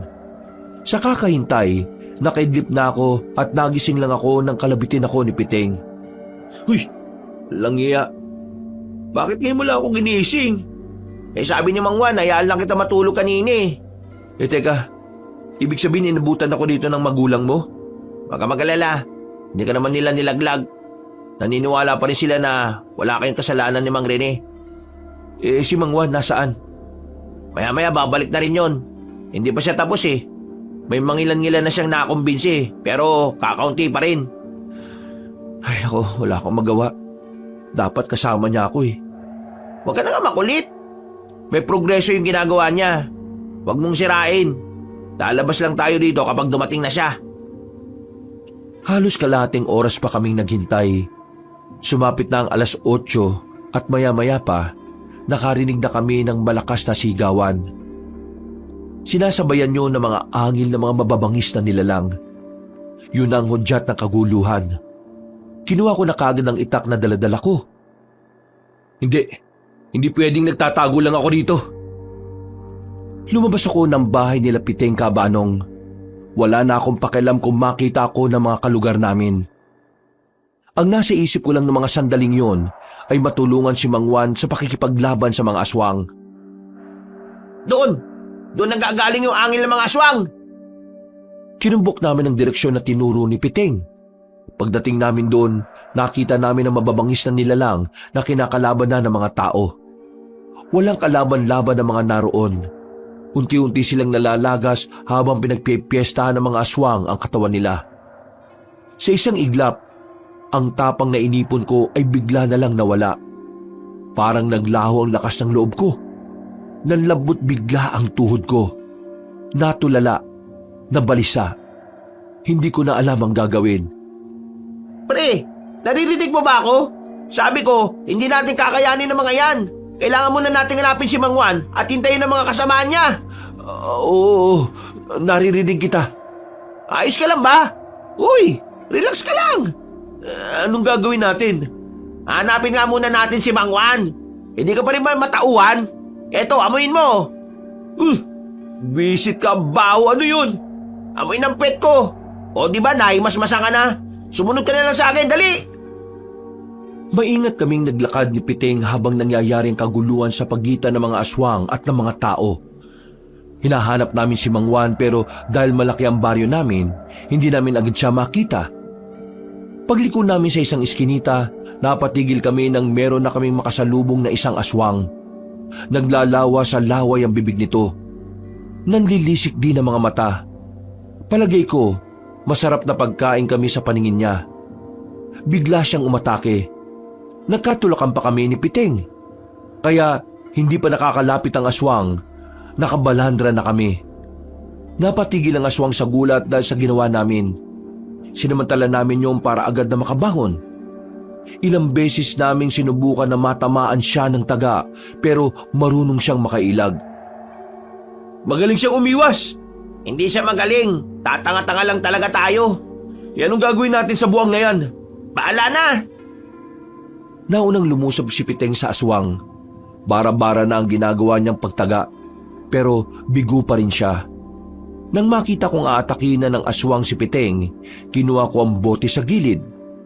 Pinukul ko yon sa aswang. Nang tamaan yon sa muka, ay napatigil ito. Nakakuha na ng pagkakataon si Piteng para mataga ang aswang. Tinamaan niya yon sa ulo kaya agad itong bumulagta. Pre, sa ulo! Sa ulo natin siya dapat birahin! Sige, sa ulo! Ang galing ng pagbato mo ron, pre ah. Pero, wag mo na kulitin ah. Kung nagkamali ka dun, sa ulo ko tatama yun. Yun lang ang una ko naisip eh. Akala ko kasi mamamatay ka na. Tara na pre, hanapin na natin si Mang Juan. Dahil nakapatay na kami ng aswang nung sandaling yon, nagkaroon na rin kami ng lakas ng loob para lumabas. Habang nagkakagulo sa baryo, pasimple kaming tumakbo para lagpasan ng mga yon. Pero muli kaming napatago nang makitang dumating na ang mas maraming aswang. Natanaw namin na matandang babae na sinasabi nilang pinuno ng mga yon. Nako, naloko na. Paano natin mahanap si Mang Juan nito? Saan ba kasi natin mahanap yung parato para tumigil na sila? Buwisit naman oh. Baka naman kasi napunta dun sa mga armadong lalaki. Hindi. Teka. Isipin ko ah. Parang meron ako nakita eh. May naalala ko. Sandali. Ano? Anong naalala mo? Teka nga lang kasi. Huwag ka magulo. Nag-iisip ako eh. Basta ang sabi ni Mang Juan, parang lalagyan daw yun. Oo nga. Ang kulit mo naman eh. Manahimik ka nga muna pre. Niisip ko pa kung saan ko nakita. Pinikit ko ang mga mata ko. Bigla ko na lang naalala na parang meron akong nahawakan na kakaibang bagay na kulay ginto. At maya-maya lang, naalala ko na kung ano yon. Alam ko na! Alam ko na kung nasan yung punyemas na aparato na yon. Ha? Nasaan? Nasa bahay lang namin. Naalala ko, meron ako nakitang parang garapo na ginto rin. Naitago ko yun sa ilalim ng papag ko. Kailangan ko makuha yun para maibigay na sa kanila. Para itigil na nila yung mga ginagawa nila. O yan ang gagawin mo. Uuwi ka. Paano kung makita ka ng mga residente dyan? O kaya yung aswang? Tingnan mo oh. Kapag lumabas ka rito, makikita ka kagad nila. Wala na akong pakialam. Kailangan ko sumugal pre. Kung hindi, mas marami pang buhay ang mawawala. Dito ka lang. Ako nang bahala. Uy! Visit ka! Teka! Wala nang nagawa si Piteng nang tumakbo na ako palabas sa pinagtataguan namin, Kabanong. Karipas ang ginawa ko para lang makarating agad sa bahay namin. Pero sa kasamaang palad, nakita ko ng mga aswang. Pati na rin ang matandang babae na pinuno ng mga aswang. Pero wala akong pakialam. Ang tanging nasa isip ko ay ang makuha ang parato at maibalik na sa kanila. Matagumpay ako nakarating at agad kong kinuha ang parato sa ilalim ng papag ko. Napangiti na lang ako kasi akala ko matitigil na ang kaguluhan. Palabas na sana ako ng bakuran nang biglang dumating ang matandang babae. Kasama niya ang iba pang aswang. Nanlilisik ang kanilang mga mata. Ramdam na ramdam ko sa kanila ang gigil. Huwag niyo ako sasaktan. Nakita ko na yung hinahanap niyo. Di ba ito yon? Parato ba ang tawag dito? Ito oh. Binabalik ko na. Paglapastangan sa kultura at paniniwalang espiritual ang ginawa niyong mga tao. Mga wala kayong moral. Teka lang. Hindi mo naman kailangan magalit. Ito na nga oh. Di ba ito naman ang dahilan kung bakit kayo narito? Ito na, kunin nyo na. Kahit ibalik mo ang parato, hindi nyo na may babalik ang sinira nyong dangal na mga namayapa naming mahal sa buhay. Niyurakan ninyo ang kanilang mga kaluluwa. Ninakawan, pinagsamantalahan at sinaktan nyo pa ang nagbabantay sa kanilang mga kaluluwa. Walang kapatawaran ang ginawa nyo. Tunay nga na mga tao ay tunay na mga demonyo. Teka, sandali. Hindi naman kami ang nagnakaw talaga eh. Nakuha lang naman namin yung mga kayamanan doon sa leader ng mga armado. Paano mo nasabi na hindi nyo ninakaw? Buong baryo nyo ang nakinabang. Hindi lang ito tungkol sa parato at sa mga kayamanan na kinuha nyo. Tungkol na ito sa pambabastos nyo sa aming lahi. Kaya humanda kayo ngayong gabi. Lalong-lalo ka na nagtago ng parato na yan. Pipira-pirasuhin ka namin! Mga kasama, Paslangin niyo ang binatang yan! Nanigas na lang ako sa kinatatayuan ko nang makita kong palapit na sila sa akin. Para akong nilagnat sa sobrang takot. Buong akala ko kasi ay magiging maayos na rin ang lahat. Pero nagkamali ako. Napagilid ako nang makita kong may mga palasong tumarak sa mga aswang na nasa harapan ko. Kasunod noon ay nagpulasan na rin silang lahat. Pati ang matandang babae naghanap na rin ng mapagtataguan. Habang ako naman ay sumiksik lang sa gilid ng pintuan namin. Rico, ayos ka lang? Mang Juan? Wala nang silbi ang parato na yan. Gusto na talaga nilang burahin ng mga tao rito. Kaya lalabanan natin sila. Mga kasama, habulin niyo ang mga aswang! Umalis na sila, Mang Juan. Ako naman ay naiwan pa rin sa kinauupuan ko at habol-habol pa rin ang hininga. Nanlalambot pa rin ang tuhod ko ng mga sandaling yun. Ramdam na ramdam ko pa rin ang takot. Pumasok ako sa bahay. Hindi ko makalma ang kalooban ko kaya naisipan kong uminom na lang ng tubig. Pero laking gulat ko nang makita ko na ang matandang aswang sa loob. Hinintay lang pala niyang makaalis si Mang Juan. Ha? Paano ka nakapunta dito? Akala mo may hahayaan kitang mabuhay? Ikaw ang dahilan kung bakit may gulo. Ikaw ang may pasimuno ng lahat. Hindi totoo yan. Kung ano man ang mga narinig mo sa mga tao dito, mali yun. Wala akong tiwala sa mga tao, kaya wala akong pakikinggan sa sasabihin mo. Humanda ka! Ako mismo ang lalapas sa... Sandali lang! Nagulat na lamang ako nang biglang lumabas si tatay mula sa kusina. Bitbit niya ang isang tabo ng asin. Sinaboy niya yon sa matandang aswang at dahil sa ginawa ng tatay ko, halos mangisay-ngisay ang aswang na yon. Parang napapaso ang balat nito base sa nakikita namin ni tatay. Walang yakang aswang ka! Wala kang karapatang pagbantaan ng buhay ng anak ko! Buong akala namin ay mamamatay na sa asin ng matandang aswang. Pero makalipas lang ang halos 2 minuto, nakarecover siya kahit nalapnos ang balat niya. Talagang ginagalit niya ka! Anong akala niyo sa akin? Mahina! Mamamatay lang sa asin! Mga hibang! Kinuha ko na ang itak sa gilid. Kahit na alam kong hindi ko kakayanin ng aswang na yon, humarang pa rin ako kay tatay para akong humarap. Tay, ako naman ang bahala sa inyo! Nagsimulang gumapang ang aswang at lumundag palapit sa amin. Pero laking gulat namin nang bigla namang lumitaw si Mang Juan sa pintuan. Tinaga niya matandang aswang sa binti. Nang mapadapa yun, hindi na nagdalawang isip si Mang Juan na tadtarin ng taga. Pero nagawa pang makadistansya na matanda. Dumaan yun sa bintana. Tatakas pa sana matandang aswang pero hinabol ito ni Mang Juan. Merong kinuha si Mang Juan na kulay pilak na kutsilyo. Itinarak niya yun sa katawan ng matandang babae at ilang sandali lang, tuluyan ng nalagutan ng hininga ang aswang. Rico, bantayan mo ang tatay mo. Aasikasuin lang namin yung mga natitira. Wala na itong pinuno. Madali na lang yung mga yon. Umalis si Mang Juan, pero kaming dalawa ng tatay ay nasa bahay lang. Natatanaw pa namin ang bangkay na matandang aswang na nakadapa sa lupa. Kahit na alam namin patay yun, hindi pa rin namin magawang maging kampante. Makalipas ang halos 1 oras, tuluyan na ring nawala ang mga angil ng aswang sa baryo namin. Isang senyales na ang mababangis na nilalang ay natalo na rin ang mga kasama ni Mang Juan. Tay, ligtas na tayo. Wala na kayong dapat ipag-alala. Wala na ba mga aswang? Wala na. Nang masiguro nila Mang Juan na napulbos na nila ang mga nilalang na yon, binalikan na rin nila kami. Kasama na rin nila si Piteng. Kinaumagahan, nangangamoy sunog sa baryo.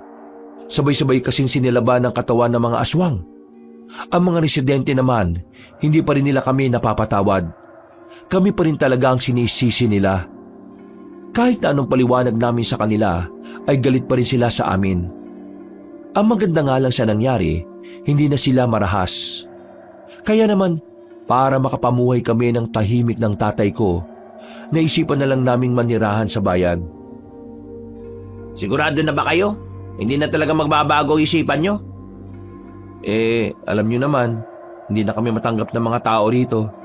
Kaya mas maganda na rin siguro kung lalayo na lang kami. Pare, Pasensya na pala sa inasal ko ha. Wala akong nagawa para tulungan kayo. Inuna ko pang maglaklak. Habang tulog ako, marami na palang napapahamak. Pare, wala kang kasalanan. Kami nga ni Piting na mulat, wala rin naman kaming nagawa eh. Ang sinasabi ko lang, hindi mo dapat sisihin ang sarili mo. Wala namang may gusto sa nangyari eh. Basta kayong dalawa, magpapakabait kayo ha. Makikita pa rin naman tayo eh. Pwede naman kayong pumunta sa amin kapag may oras kayo. Kailangan lang talaga namin tong gawin para na rin sa katahimikan nila. Oh, paano? Alis na kami. Nilisan namin ang baryo na naging parte na ng buong pagkatao namin. Kahit masakit, kailangan namin gawin yon bilang paggalang na rin sa nararamdaman ng mga taong nabiktima ng mga aswang. Namuhay kami ng payapa ng tatay ko nang nasa bayan na kami. Si Mang Juan ang naging sandalan namin dahil malapit lang din ang isa niyang bahay sa bayan. Kabanong, sa mga nangyari, napagtanto ko rin na talagang iba ang naidudulot ng kahirapan sa buhay ng isang tao. Dahil sa kahirapan, nagagawa nating mapag-isip ng mga bagay na hindi naman dapat. Dahil sa kahirapan, madali tayong nasisilaw sa mga alam nating mali pero makakapag-unlad sa atin. Mabuti na lang talaga, mabait pa rin sa amin ng Panginoon. Dahil sa kabila ng mga nangyari, nakasama pa rin kami ng tatay ko. Tatapusin ko na po ang aking kwento. Hanggang dito na lang po, and more power sa inyong channel. Marami pong salamat at pinagpalang araw po sa inyong lahat mga kabangers at mga kayanggaw. Mga kabangers, mga kayanggaw, si Kabanong po uli. Ayun, maraming salamat po sa pagsubaybay sa ating bagong kwento. Pero kung nabitin kayo, baka naman po pwedeng mabisita nyo naman yung isa po nating channel, yung Pamela Clamil na channel. I-search nyo lang po dito sa YT. Ako din po ang nagnanarrate doon bilang si Lolo Pael at minsan ako po ang nagnanarrate. Maganda rin po yung mga kwento doon. At pag bumisita po kayo, huwag niyo pong kalimutan pindutin yung subscribe button kasi kukunti pa lang po nagsusubscribe doon eh. Kaya sana po pakisuportahan. At paki-comment na lang po para ma-replyan ko po kayo. Dito rin po, mag-comment kayo kung saan kayong lugar na nakikinig para mabati ko po yung mga kalugar ninyo. At syempre, don't forget to like and share. Hanggang sa susunod na kwento, wakas!